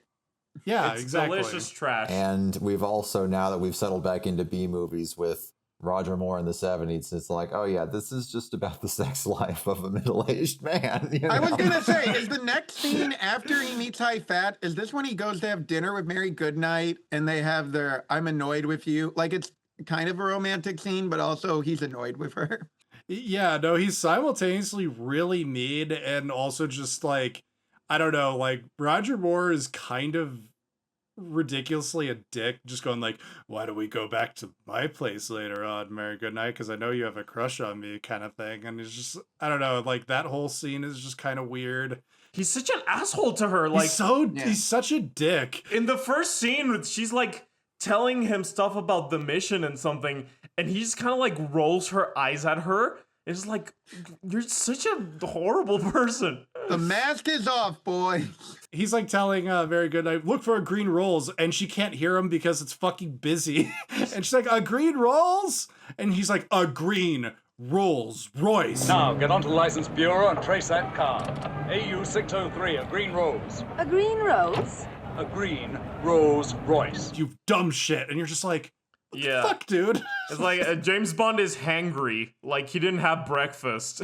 Now he's like... Is this movie the angriest Bond until, like, License to Kill?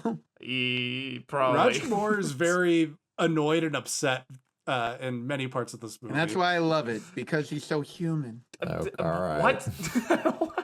I don't even know if it's human, because it's just like, well, that was just unnecessary, dude. Yeah, Why? it's so relatable to be awful to women and threaten to break their arm. I did note he grabs a sumo wrestler's butt. Are we there yet? Yeah, so he We're goes there. into High Fat's place to ready for dinner, but his wax sumo wrestler figurines come to life and start beating the shit out of him. And then Nick Nack is also there, and he's dressed in a loincloth and has a spear. And they're about to like Bond escapes the grasp of one of the sumo wrestlers by giving him a massive wedgie. Yeah, it's a wedgie. Then he gets knocked out, That's and Nick right. Nack is about to stab him, and then High Fat's like, "No, I don't want him to die here. Take him to my karate school." Yes. And then he's like pampered. Yeah, he's being pampered. He has a white gi on, and he is looking out, going like, "What the fuck is going on?" And there's like people gathering around a courtyard, and martial artists are fighting each other to the death. And he's like, "Oh, okay." Okay, I have to mention, this is the worst karate I've ever seen in a movie. Well, especially when Bond gets involved, it's like Yeah, it's Yeah, like no, a when parody. Roger Moore is fighting, it's just like, what the fuck? It's like a drunk guy. They're so slow, and they're just waiting for him to hit a back, guy and just so they're sticks just like his standing head there. in front of his foot, and then he kicks him in the face, and then Oh, that's a fun gag. and then he just like jumps out a window to get away. Yeah. Yeah, no, and then he steals a boat. He uses the blades to ward off the karate guys. Then they start chasing him in a boat. When he has the boat, I don't quite know what he said. But I wrote down, he says something like, "This is what you might call a Mexican screw-off." What you might call a Mexican screw-off, gentlemen. Oh yeah, no, I was Yeah, gonna, I was Jan, like, what the fuck? I was gonna ask you. Is that what he Is said? that a real term? Being Mexican, do people say that? What is a Mexican screw off? I mean, I think if there's anyone to ask, it's like the British. Because it's not a screw, it's a propeller. But I guess propeller doesn't sound good. I kept racking my brain over this. Wait, has he already been saved by the two schoolgirls Oh yes, that's amazing. that are part of the Hong Kong police? I was like clapping and like banging my fist against the Yeah, table. the Hong Kong agent brings his nieces, and a bunch of bad guys are about to attack, and Bond's like, "Stand back, girls." And then they jump out in front of him, get into a karate pose, and beat the shit out of the other guys. And James Bond's just watching this like, okay. Just like, all right. All right. And the karate is horrible. Like it makes it good because they're like, these girls are really experts, but they're so bad. They look like But they're shit. clearing, like, these are killers. Like, this is a school that trains killers, and everyone at this karate school is just awful at karate. You know what it reminds me of? It reminds me of like the karate scene between the movie version of Pee Wee Herman and Pee Wee's Big Adventure and the Ninjas, where it's just James Brolin doing like fake karate. No, it's like it feels like a fake movie. Yeah. Yeah. Like a James Bond parody. It's amazing. So yes, there I was having the time of my life. And then when he got on the boat, my first thought was like, oh no, Guy Hamilton's doing it again. He got James Bond on a boat. He makes up for it. This one's Don't not worry. as bad. J.W. Pepper is also here. You party heads has no more idea of traffic control than a goonie bird. Oh no, wait. Exactly. I was like, okay, this He made the boat mistake again. But at least we won't get, oh my God, he's here. How is he here? How? He's here in Thailand. With his wife. He's on vacation. How is J.W. Pepper back? Oh, and at the same time, we get a bizarre comedic scene featuring a boy trying to sell a little wooden elephant. And he jumps onto Bond's boat. Bond can't get his boat to start. And he's trying to haggle him on buying this wooden elephant. Going like, for you, I'll give this to you for 10 baht. And Bond's like, I'll give you 20,000 if you get this boat to start. And then the little boy just like turns the gas on. Yeah. And then he's like, 20,000 baht. And then Bond just pushes the kid out into the river off the boat. And you're just like, water. I'll tell you what, Sonny, I'll give you 20,000 baht if you can make this heap go any faster. 20,000 baht! I'm afraid I have to owe you. Bloody tourist! 20,000 baht! This is the most successful, like, yeah, he's a completely incompetent asshole. Yeah, no, and it's just like, what the fuck is your deal, Bond? Why did you do? And then you never see the kid again. In the commentary for that scene, Roger Moore goes, and there's me, Roger Moore, UNICEF ambassador, throwing a child off a boat. Yeah, I was gonna say he was ambassador to UNICEF. That's exactly what I was thinking during that scene. Yeah, and he just shoves a little kid off a boat, and you're just like, what the fuck was the scene? It doesn't pay off. It just ends. It would have been amazing if he just took his Walther PPK and just shot the boy in the face. 20,000 baht! Shut up. Troy's been saying, like, yeah, Bond's like frustrated. He's just like, it goes beyond frustrated. He's like a psychopath in this. Exactly. That's when you know you're dealing with some good James Bondage, where it's like, this man No, is he's awful. like more psychotic than you. It's not charming. It's just like, the fuck's the matter with you? Yeah, now he's going after children. No one is safe. This is so not charming that he's like teaming up with J.W. Pepper, who's like arguing with an elephant. The boat chase ends, and then J.W. Pepper recognizes Bond, and he gives him a look. You're that secret agent, man.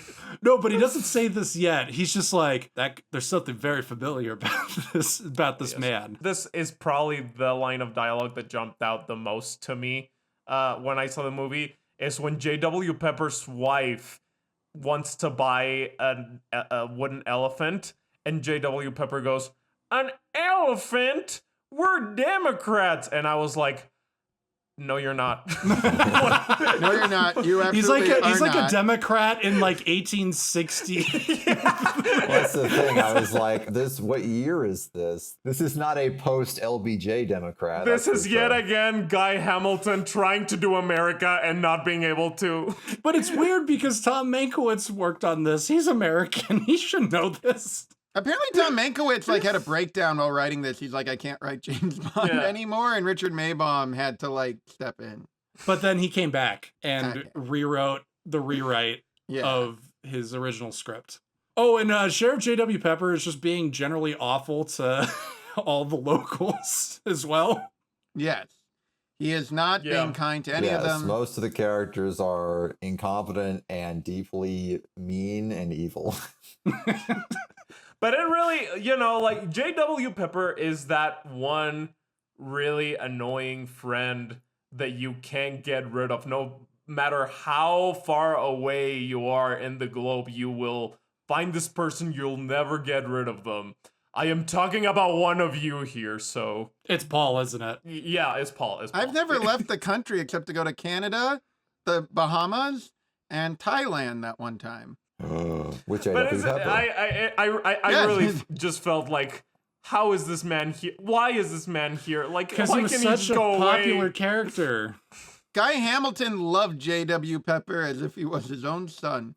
Apparently, there's a 1980s like Bond role-playing game where if you get a bad roll and a die, J.W. Pepper just pops up. But they're like, if you say J.W. Pepper's name 3 times, he Goonie Bird! Oh boy. So they have a much slower boat chase than they had in Live and Let Die. And then we get the bit where he's hanging out with Goodnight. Wait, oh my god, guys! We completely skipped over the car flip. No. The car flip is later. Really? Troy, you like this movie the most out of all of us, and you have absolutely no idea the order of events. I'm reading my notes. These movies have made your brain into mush. Yeah. I mean, look at what they've done to my computer. All right, we have to keep going before this breaks up again. No, they do shenanigans in the bedroom. They're doing so Bond hangout. and I Goodnight. noted that like it's a Guy Hamilton hangout sequence, but he's not hanging out with a villain. You know, he's just hanging out with Goodnight and calling her dumb.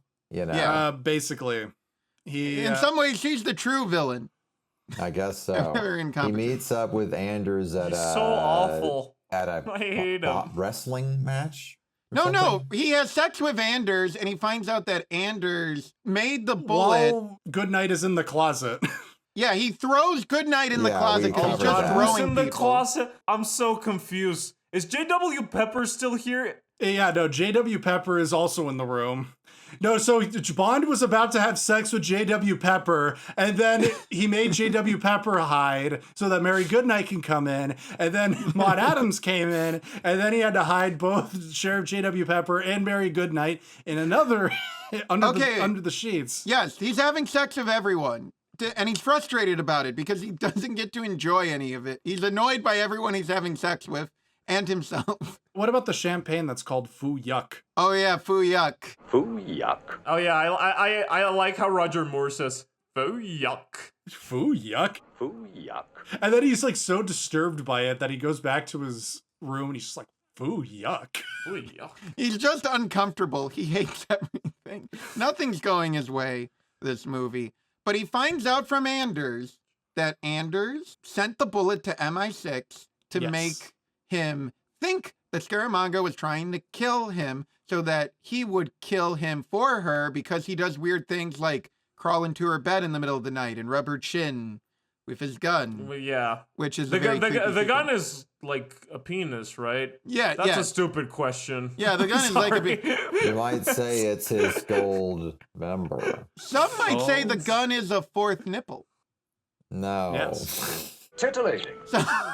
So Anders nipples. brought James Bond into this, but it turns out Scaramanga actually does want the solar gun. Like, he just wants it. Oh, yeah, because he kills High Fat. Puts him in his mausoleum. Yeah, and puts him in his mausoleum, takes over his operation. You're just like, oh, wait.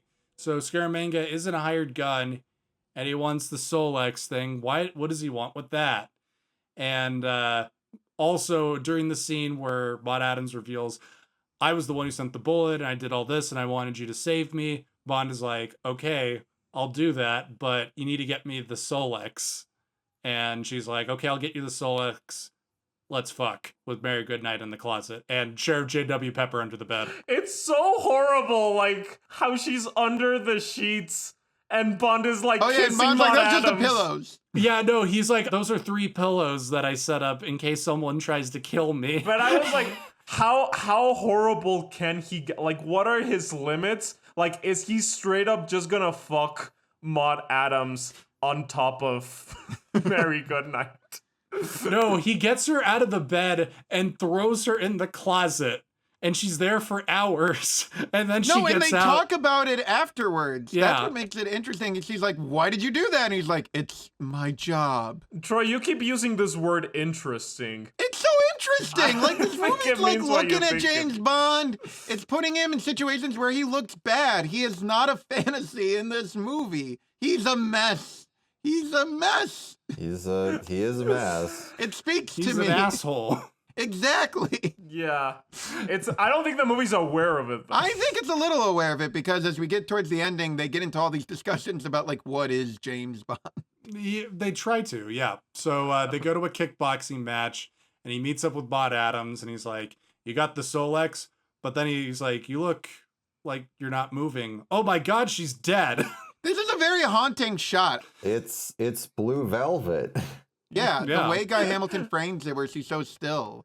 You're like, This movie requires so many actors to remain completely still. Yes. Either as corpses or mannequins. Or you're just Bernard Lee. You're just still.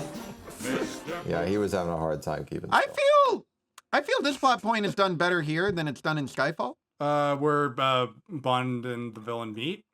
Yeah, where Bond is lured to the villain to help his woman, and then she's killed by the villain. And it's sad. Yeah, and it's sad. And here it has weight. And then Scaramanga comes in and talks to him, and you get that face-to-face meeting. He's like, let me tell you about the circus. I thought I loved animals.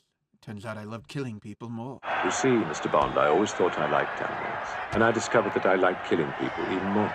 This is where the fun part of the relationship between Scaramanga and Bond comes in, because well, we've barely seen Scaramanga so far. we've barely seen Scaramanga, and you think that Scaramanga this whole time you're thinking Scaramanga wants to kill Bond for some reason. You find out he doesn't want to really at all. He doesn't care, but he's like a Bond fanboy, and he's just like, oh, hey, I thought we'd meet under better circumstances. I admire your work. You're very cool, and I like you. And Bond's just like, fuck you, you asshole. He's just like, anyway, I'm going to take off now. Later. He's so pleasant to Bond. He's just he's just like, I want to be your best friend. I feel I know you, although I never thought we should ever really meet. It's a very great pleasure for me, Mr. Bond. Yeah, I'd believe They're such peers. It's interesting. I mean, yeah, I don't know. That's the thing. As in Goldfinger, it's the whole thing is they're hanging out and it's their conversations. But we get that very, very late in this movie. Also, I feel like channeling a lot of Dracula, how he's like a monster, but he's very charming and aristocratic or something.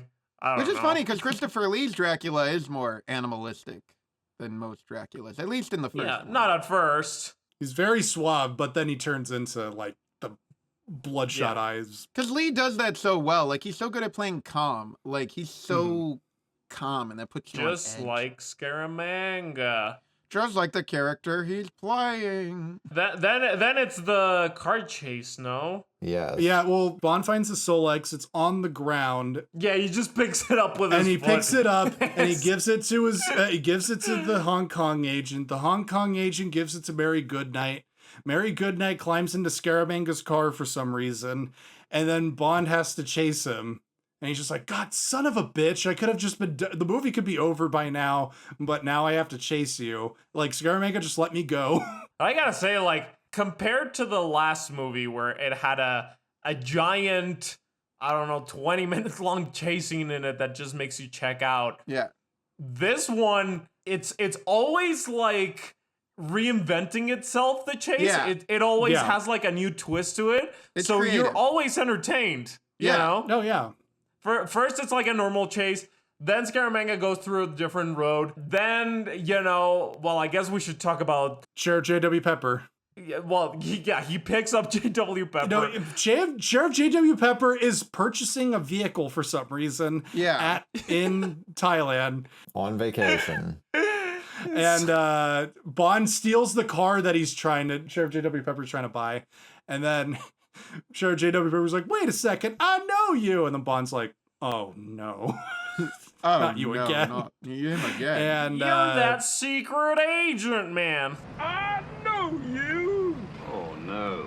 You're that secret agent. I'm on your side. I don't know if I've developed Guy Hamilton's Stockholm syndrome, but I started liking J.W. Pepper.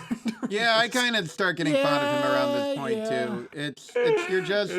There's so much life. I feel the James Bond franchise, especially at the beginning, can sometimes be kind of lifeless. But now there's joy.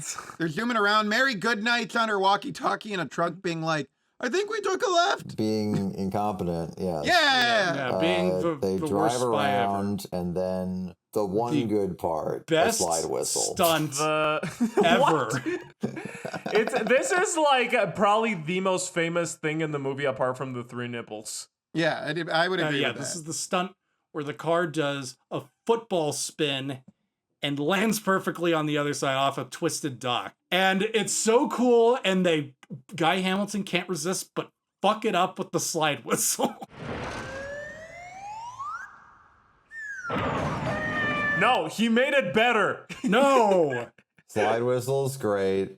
It's not as good as the pigeon. I that's don't coming. like the slide whistle. I'm fine with a lot of the ridiculous stuff in this movie, but the slide whistle, I'm like, this is a legitimately great stunt. Why did you do this? It's such a ballsy move It's interesting reading the reasoning for the slide whistle, because Guy Hamilton, sometimes he's like, I thought no one would take the stunt seriously, so I have to put it in.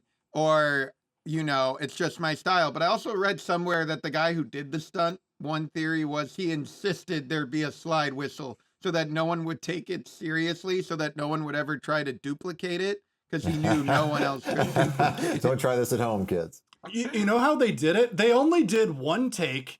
They found this one guy who was doing it, who had done the stunt before. So they had to take the car, they had to widen it out by 2 inches so that the driver could lay down in the middle of the car, like lay down facing front and forward, and then control like the brakes and the gas, like in the back, like it's using insane. his feet. And they had 2 dummies, one of Sheriff J.W. Pepper, one of Bond, right next to him. They had to go at a certain speed in order for the stunt to work, and they specifically built like the ramps, the docks, so that it could perfectly do it. And they built it in a computer. They used a computer used to recreate car accidents. They built it in Troy's computer, which is why the bridge is so fucked up. And they had divers underneath the water just in case, because the guy is strapped in. They had ambulances on standby, and people just were like, okay, all you need to do, just hit the speed, and it should be good. And they did it in one take. Woo! And Guy Hamilton was like, it looks perfect. Too perfect. Let's go again. And then the driver was like, I am absolutely not doing it again. We got it. We got it. I think it's such a fucking, just put your dick on the table, power move, to be like, I'm gonna do one of the greatest stunts of all time and just shit all over it with a slide whistle. It's like painting the Mona Lisa and then giving her a Hitler mustache with your shit. I can't explain it, but there's something it's so majestic. rock and roll about it. And to have it be bookended by Roger Moore going, I sure do mean to do it, boy. I sure am, boy. And then a shot of J.W. Pepper rocking back and forth like a baby, he's going, rolling Oh man! It's so silly, but so genuinely impressive. What ends up happening to J.W. Pepper? I don't even remember. Oh, he gets arrested by the authorities, and we never see him again. Oh yeah, he goes to jail. He turns out massive racist. And again, Guy Hamilton trying to speak about American things, he's going I'm gonna call the FBI, the CIA. I'm a Louisiana state sheriff. And then they just put cuffs on. Just come with us. Now you take these goddamn bracelets off. I'm gonna sue you for false arrest, police brutality. I got connections. I'm gonna get the FBI on your ass, the CIA. God damn it, I'm gonna get Henry Kissinger. Me and James Bond is working together. Okay, if the next James Bond movie that they're gonna do has Sheriff J.W. Pepper in it as a character, it's gonna be a 10 out of 10 for me. Oh my god, it should be Jason Lee as J.W. Pepper. Ooh. God, there you go. My name is Earl. Yes. With the mustache. No, they're gonna get James Corden to be J.W. Pepper. And then they gotta do it. They gotta do it like how the Craig films handled Felix Leiter. He's gotta meet Pepper when he's young, and then in the last movie, Pepper is just sad on the boat, and it's goodbye, my beautiful friend. Pepper needs to meet James Bond and be like, I remember you. You're that British agent guy. And so that everyone in the theater's like, what? Who is this? No, the first time you see him, he's walking in, and then you just see him take out a chaw and put it in his mouth, and then he spits, and he's like, what the hell you doing, boy? And then the theater goes insane. Yeah. It's like a Doctor Strange Multiverse of Madness, but J.W. Pepper shows up around, woo! Anyway, moving on. Scaramanga's car turns into a plane, which was an actual prototype car plane. That shit's flying, boy. That's really flying. And it was an actual invention. They used a Ford Pinto to do it. And funny enough, the inventors of this plane tragically died when the car detached from the propellers and crashed. Oh no. Does that count as a car accident or a plane accident? Oh. You tell me. So they couldn't get the inventors to bring their invention to fly it because they're now dead. So they had to create a model. And it looks pretty good. It looks nice. Yeah. I know we crap on Mary Goodnight. I love when she pops open the trunk and she's like, "Oh, nope, we are in the I do air." like that moment too. Okay. Britt Eklund sells it. She does the best she can. This is the scene where M is going like, "Shut up, Q," and he's just like hearing about, I did a car flip with this redneck sheriff. Car turned into a plane, and then Bernard Lee's face just looks just like his brain just snapped in half. While he's on like this circus maze haunted house. Oh yeah. Like you could just take that image of him where he's like looking off in the distance and you could put like sound of silence over it. It's they're like, Bond told him everything that's happened so far, and M is just like, we're such a fucking joke. Like, British intelligence like, is James, done for. You suck. I'm so pissed. Like, we used to be like the leaders of the world. What happened, man? This is what's driven him to drink. So Bond flies over to Scaramanga's island. So it turns out that the Chinese have given him some island space because he does an occasional hit for them. Yeah. So Bond flies there. The Chinese government doesn't shoot him because Scaramanga's like, no, he's my guest. Let him come over. And Scaramanga welcomes Bond and shows off what he's doing with the Solex. He has an entire laboratory run by one guy who looks like a porn star. Yes. Yes, he looks like a porn star and he acts like a porn star. Yeah, that was also a big Lebowski moment of like, what the fuck? Who the fuck is this guy? Who is he? I like Christopher Lee's like I just run this lab. I don't know the science behind it. It just seems nice to have. Yeah, he's just like, and I'm gonna sell this to all the world powers and stuff. And also, they get a bonus. They get this thing, and he has a laser gun. And he shoots Bond's plane. And he blows it up. He's like, it's right in front of him. So gentlemanly. And then they go to lunch. Wait. Apparently the laser gun was supposed to have a golden laser, but they ran out of money. Oh. So no golden laser. And he would have, because he says after he shoots it, that's why he says after he shoots it, now I'm the man with the golden gun. Must admit, Mr. Bond, I am now undeniably the man with the golden gun. And I'm just like, what the fuck does that mean? You already were. Yeah. You were the man with the golden gun, yes. Anyway, they get lunch. Mary Goodnight is in a bikini because that's the only way he can trust her not to conceal weapons. Yeah. And Scaramanga fanboys over Bond and then pulls out his gun and goes like, I could kill you right now, but let's find out who's really the best. Wait, but no, you're skipping over this great conversation where he's like, to the best, Bond, we are the best. And like they compare each other and he's like, you like to kill too, James. Again, that dark side of Bond that is always present in the movies but never explored. But then Roger Moore's Bond goes, I kill people for my government. It's a good, clean kill in the service of good. And I'm going to enjoy killing you, dude.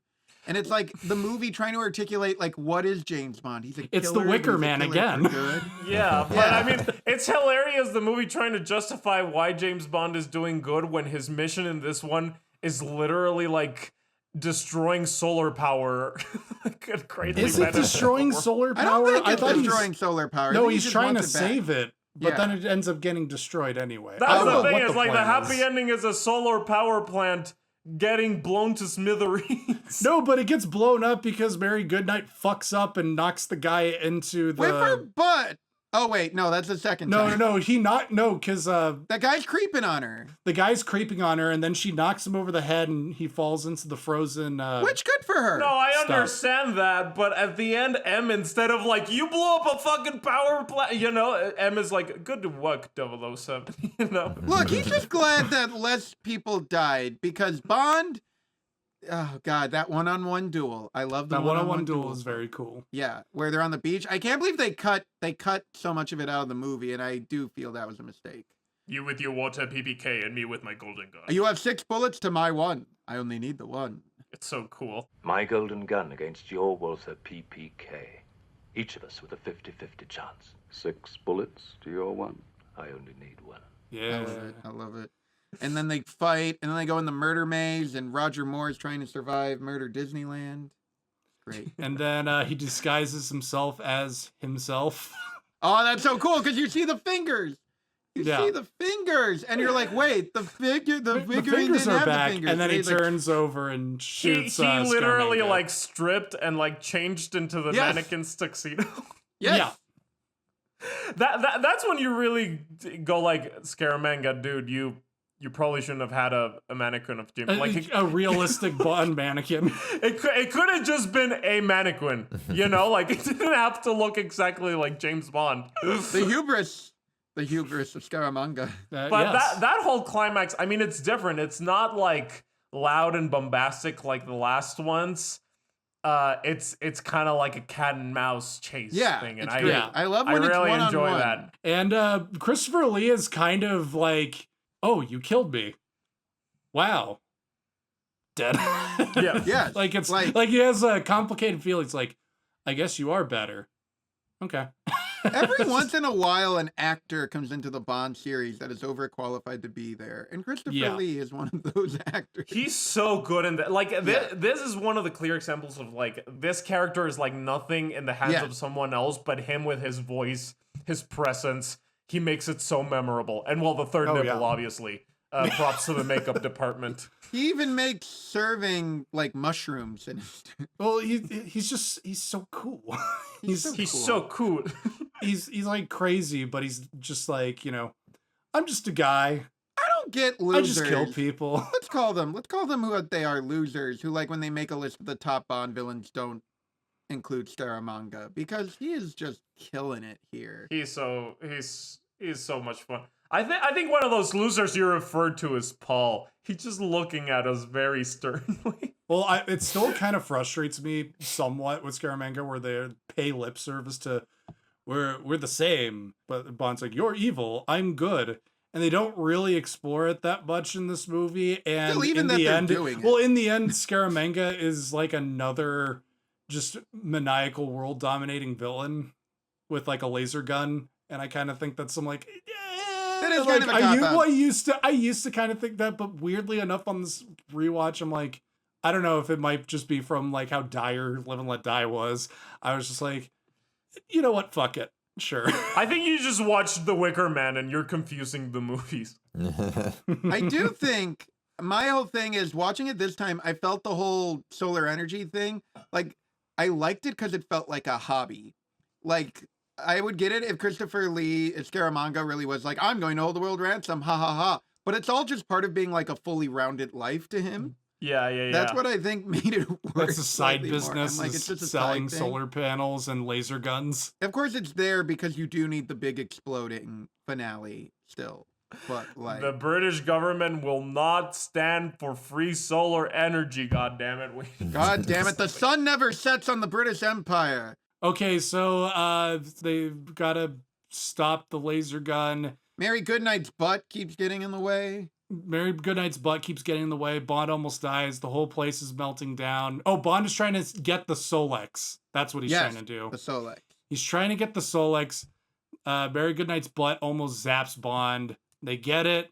They escape the exploding solar panel thing, but they got the Solex, which does the energy, whatever. They're on the boat. Doesn't matter. They go on the boat, and the movie's about to end, but Nick Nack comes back. So we get the villain coming back. This post-climax scene, it's not only the best post-climax scene in the James Bond movies, it's not only the best scene in the James Bond movies in general, it might be the best scene of all time.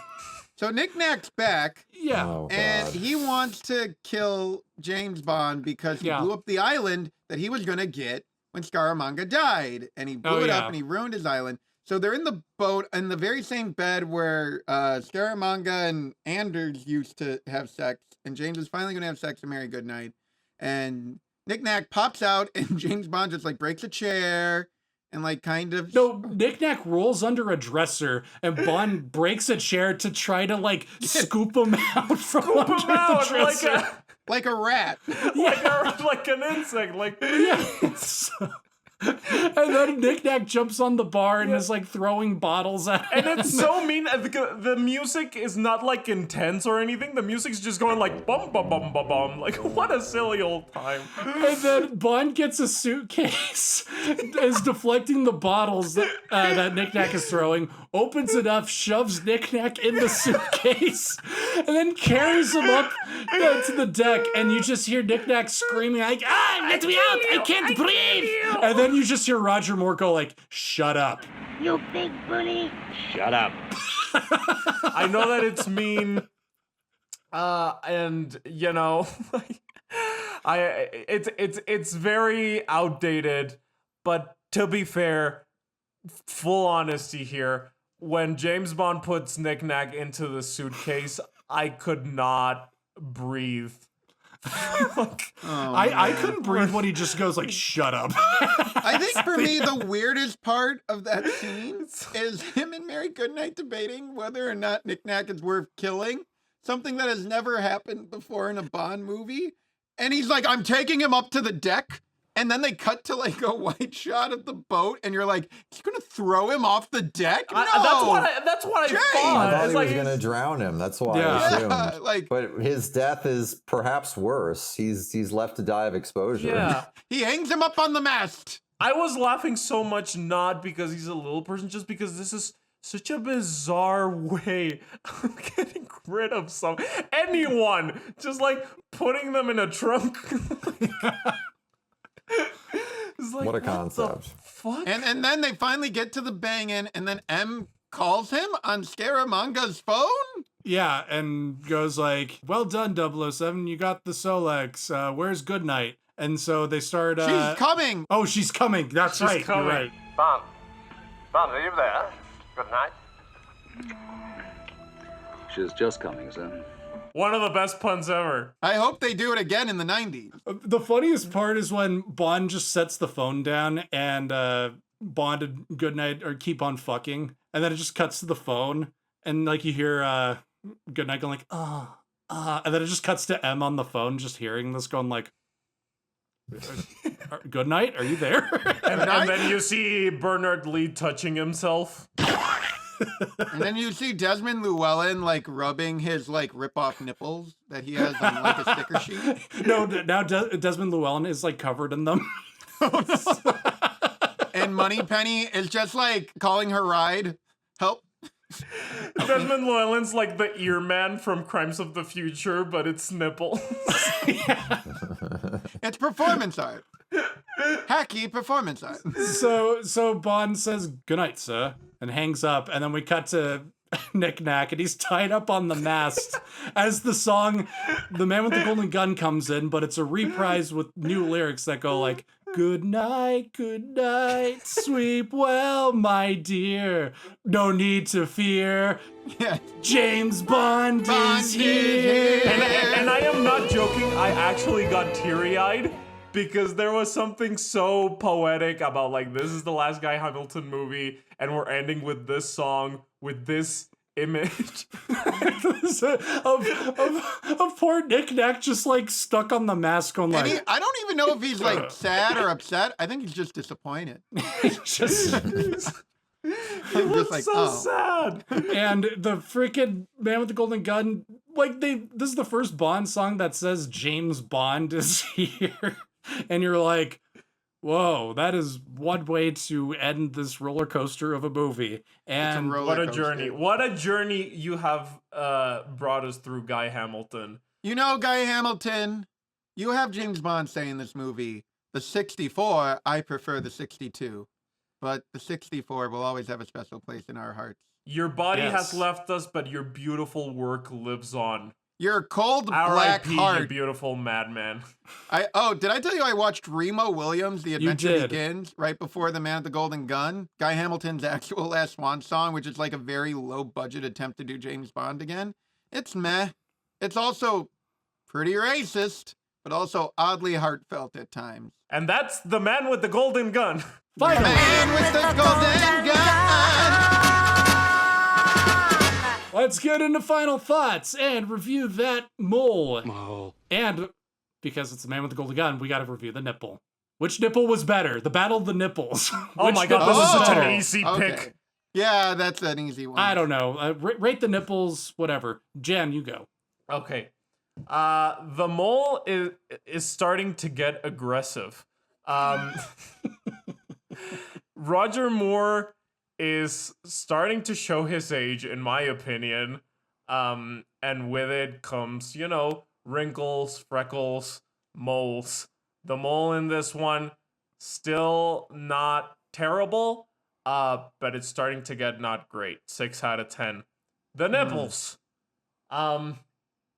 So, obviously, Scaramanga's nipple is better. It looks way more natural than Roger Moore's, disgusting brown, protuberance he has attached to his chest. But, for some weird, unexplainable reason, I kind of want to suck Roger's nipples more. No, stop. No. All right. No. Come on. No. That's staying in. Oh, why? That's staying in. That's not offensive. That's beautiful. So that's my thoughts on it. I felt that on a deep soul, shudder. The movie itself, though. The movie itself, like we have mentioned, is an absolute blast. I am so curious to see what Paul has against this gem of an adventure. It's always moving forward. It's always coming up with weird, inventive things, which Live and Let Die wasn't doing. Mm-hmm. The villain is awesome. The henchman is awesome. The pre-title sequence is the best one so far. The post-climax scene is the best thing I've ever seen. I had a grand old time with this movie. I don't know what else to say. I don't agree with Troy that it's good because James Bond has an arc or something. I couldn't even pick up on that. It was an acid trip, but it's just so much fun. I give it at least a 7.5 out of 10. It's in the same ballpark as You Only Live Twice for me in terms of just weird nonsense that I'm having a blast with. All right. Troy, would you like to go? All right. So, yes. Mole-wise, I think it gives him a boyish charm in this movie, which I think really plays into, undercutting his sense of edge, because he's bringing so much edge. So I think the mole helps out this movie. 7 out of 10. The nipples. Obviously, Lee's nipples are better than Moore's nipples. I think that's a clear choice. I don't think there's any controversy there. Though this is not a knock on Roger Moore's nipples usually. I'm sure they get the job done, those vestigial mammary organs. But this is the case. Now on to the movie. The Man with the Golden Gun is a movie that everyone will tell you is bad and evil and hates everyone. True. But I am here to tell you that every time I watch this movie, I am having a blast. From the beginning of the murder maze with the Chicago gangster to the ending with Nick Nack tied to the mast like a pirate captive of old, this movie is fun. This movie is imaginative. Roger Moore is doing what he did with the franchise that made him, in my view, better than Connery, which is he makes Bond into a person with feelings, with anger, with frustration. Now he's becoming a movie character we can actually follow. He's not just a guy in a suit who stumbles around hotel rooms and is cool. He's not an aspirational figure. And I think that's why a lot of people don't like The Man with the Golden Gun, in truth. James Bond is not an aspirational figure in this movie. He doesn't kill anyone. He only kills one guy. This is his lowest kill count. And he's a jerk. And he's angry. And he's dismissive. And he's kind of evil.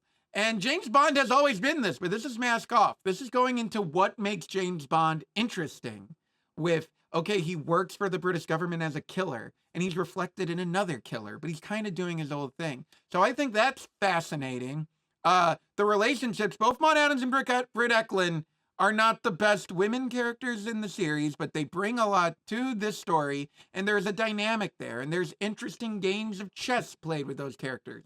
And of course, you have one of the best villains in Christopher Lee Scaramanga, from a murder maze to a flying car to people getting sliced open in a karate school. This movie is such a fun thrill ride. You are having a blast watching where it's going to go next, what's going on. It is not perfect. And when you talk about it afterwards, you feel bad about it. But yeah, it is the McDonald's of James Bond movies. But every time I finish watching this movie, I always say to myself, do I like this more than On Her Majesty's Secret Service? And I have to talk myself down, but oh my God, it's so much fun. It's more fun than On Her Majesty's Secret Service. It's more consistently entertaining, and more is giving more than Lazenby in this movie. But no, all right. It's an 8 out of 10. It's the third best movie. Hamilton leaves us on a strong note with the Bond franchise poised to grow, even though this movie lost a ton of money and everyone disowned their work on it and they fired Harry Saltzman. Like, but you know what? We'll get to that next episode. Don't listen to the critics. This is a good one, if only because of Christopher Lee. Okay. The critics are paid for by Disney and Marvel. It's and true. People who hate murder mazes. You heard it here, folks. Yes, the mole, pretty good. Pretty mole-like. Pretty mole. More mole. 8 out of 10. Good job, mole. Mole! Bloody mole! The nipples. Yeah, you guys are right. Christopher Lee's nipple is a lot better than Roger Moore's. It's in a better place. Roger Moore just kind of drunkenly put on his nipple, like in like a random part of his chest. It doesn't look great. That one. I is just a like 3 out to of think 10. of Q like putting on like a black sticker on Roger Moore and being like, there you go. Now I'm thinking of Q like tickling it. Well, no, now I'm thinking of Q being like, 007, please be careful with that nipple. I put my pride and joy into it. And he just throws it on the ground. It's like 007, I've made this nipple lactate. He's like, why? Why did you do? Because I'm committed to quality, 007. I'm committed to realism. Anyway, yeah, the Q nipple, not so good. 3 out of 10. Scaramanga's nipple, 10 out of 10. Great. Should I have rated the nipples? Were we rating nipples? No, it doesn't matter. Fuck it. Okay, Scaramanga nipple, 5 out of 10. More nipple, 2 out of 10. Thank you, Troy. You're welcome. Anyway, my thoughts of the movie. Yeah, Troy, you wax poetic on this movie, so I'm not going to spend as much time on doing it. Used to not like it. Watched it again. Weird enough that I like this a lot more than Live and Let Die now. They have completely flopped. Same. I had a great time watching it again. Good ending for Guy Hamilton's tenure after the dud that is Live and Let Die and the weird drunken hangover clusterfuck of Diamonds Are Forever, which I still enjoy. But this is probably the best of the three in terms of wacky, bad James Bond movies. In the same camp of Die Another Day and others. Good old fun. 3.5 out of 5. It has increased in my rating. It has increased in my ranking. I will be putting this high up on my list. Hell yeah! Paul, what did you think? And that's the end of the episode, folks. Tune in next time. And here I am to not go against the cultural grain. This movie has moments. It has more successful Guy Hamiltonisms, but I was mostly bored. I'm not buying his performance. I don't like that he's mean, and I don't give Guy Hamilton the credit, especially after last week's movie, that anything intelligent is going on. I was not compelled with their Richard dialogue. Maybaum's back. Sure. He was there, sandwiched between two Manks. Or, Mank and himself. Two of the same Manks. Did you not like the bad karate? Did you not like the flying car? I was just kind of, obviously, cool stunt is cool stunt, but when he's just standing on the sidewalk, and I'm like, what's happening? What? And when that guy gets shot in the head, and the camera's like doing cool why? zooms and stuff? What? This wasn't particularly engaging. All the stuff with the Bond girls, they're not good. I was not into that. You gotta admit, they're fucking Shakespearean characters compared to the last ones. Again, I established last week had two of the worst characters I've ever seen in a movie. So we're literally talking about, Fanboys or whatever. I actually haven't seen Fanboys. I shouldn't say that to Fanboys. Fanboys is the worst movie ever made, and you can quote me on that. All right. I conceptually admire that it's settled back into owning its B-movie status, and I enjoy him swallowing the fucking gold and the slide whistle. That's what it's all about, but mostly I was bored. And so I think it's like a 5 out of 10. Oh, I thought I was going to say it's like a 5 out of 5. 5 out of 5. Loved it. I thought, is it because, like, with a lot of movies, the high points are low and the low points are like most of the movie, but I think with this movie's like inverted. I think this movie's like mostly fun, wacky shit. Yeah. I think how you guys feel about this is how I feel about Diamonds Are Forever, where I was consistently engaged, and I think like the antics in that are much funnier to me than like anything that Nick Nack does. I was just like, it's a guy. I don't know. Well, this movie has like a cool villain to ground it. Though I will say, Paul, you'll appreciate this reference. Whenever I watch this movie, because so far both times I've watched it shortly after watching Live and Let Die.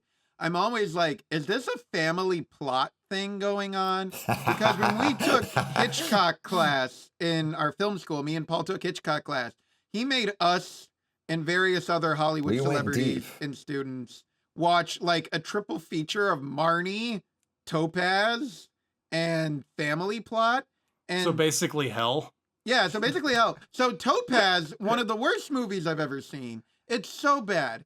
And then they show Family Plot. And to this day, I still think Family Plot is like a top 6 Alfred Hitchcock movie. It's a really fun movie, but part of me is always like, is it just because it saved me from Topaz? You're like kind of grossed out by Marnie. You're bored to shit as Topaz, so your brain is completely mush.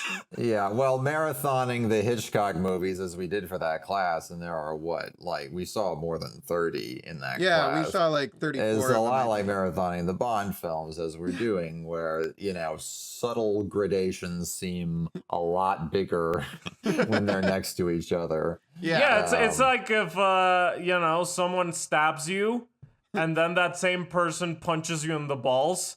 When that person punches you in the balls, you're going to be thanking him because you're just going to be thinking of how painful getting stabbed was. Subversive masterpiece. And the way he punched me in the balls made me think about that guy's masculinity in a whole new way.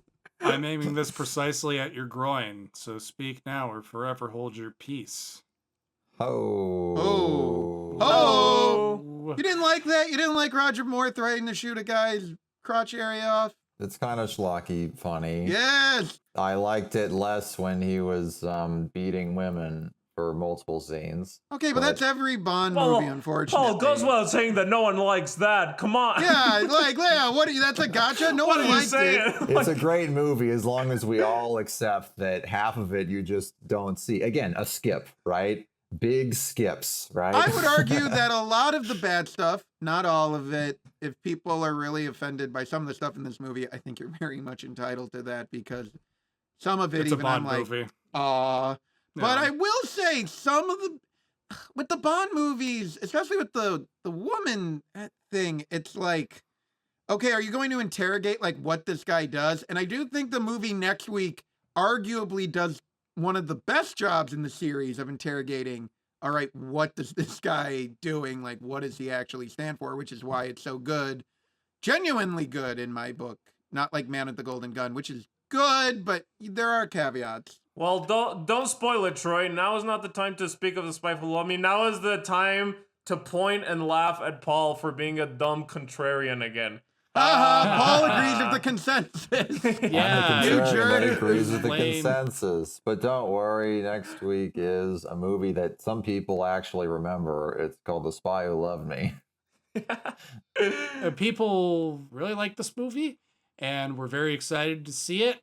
We're almost at the halfway point of the Moore series, so looking forward to that. But yeah. Jake, you look so tired.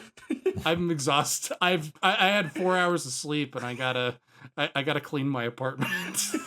Jen, you have a flight tomorrow. Let's liberate all of you. We've let's- gone. This is enough. Yeah, this is insanity.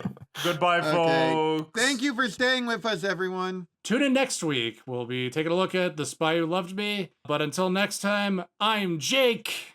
I'm Troy. I am running away from a certain government that I can't disclose right now. I'm Jan. See you later, and good luck to Jan. And goodbye. And Bye. that To is the the best. end. Bye. To the best. To the best. Around. Nothing Oh my like God, a they're guy in in my the house.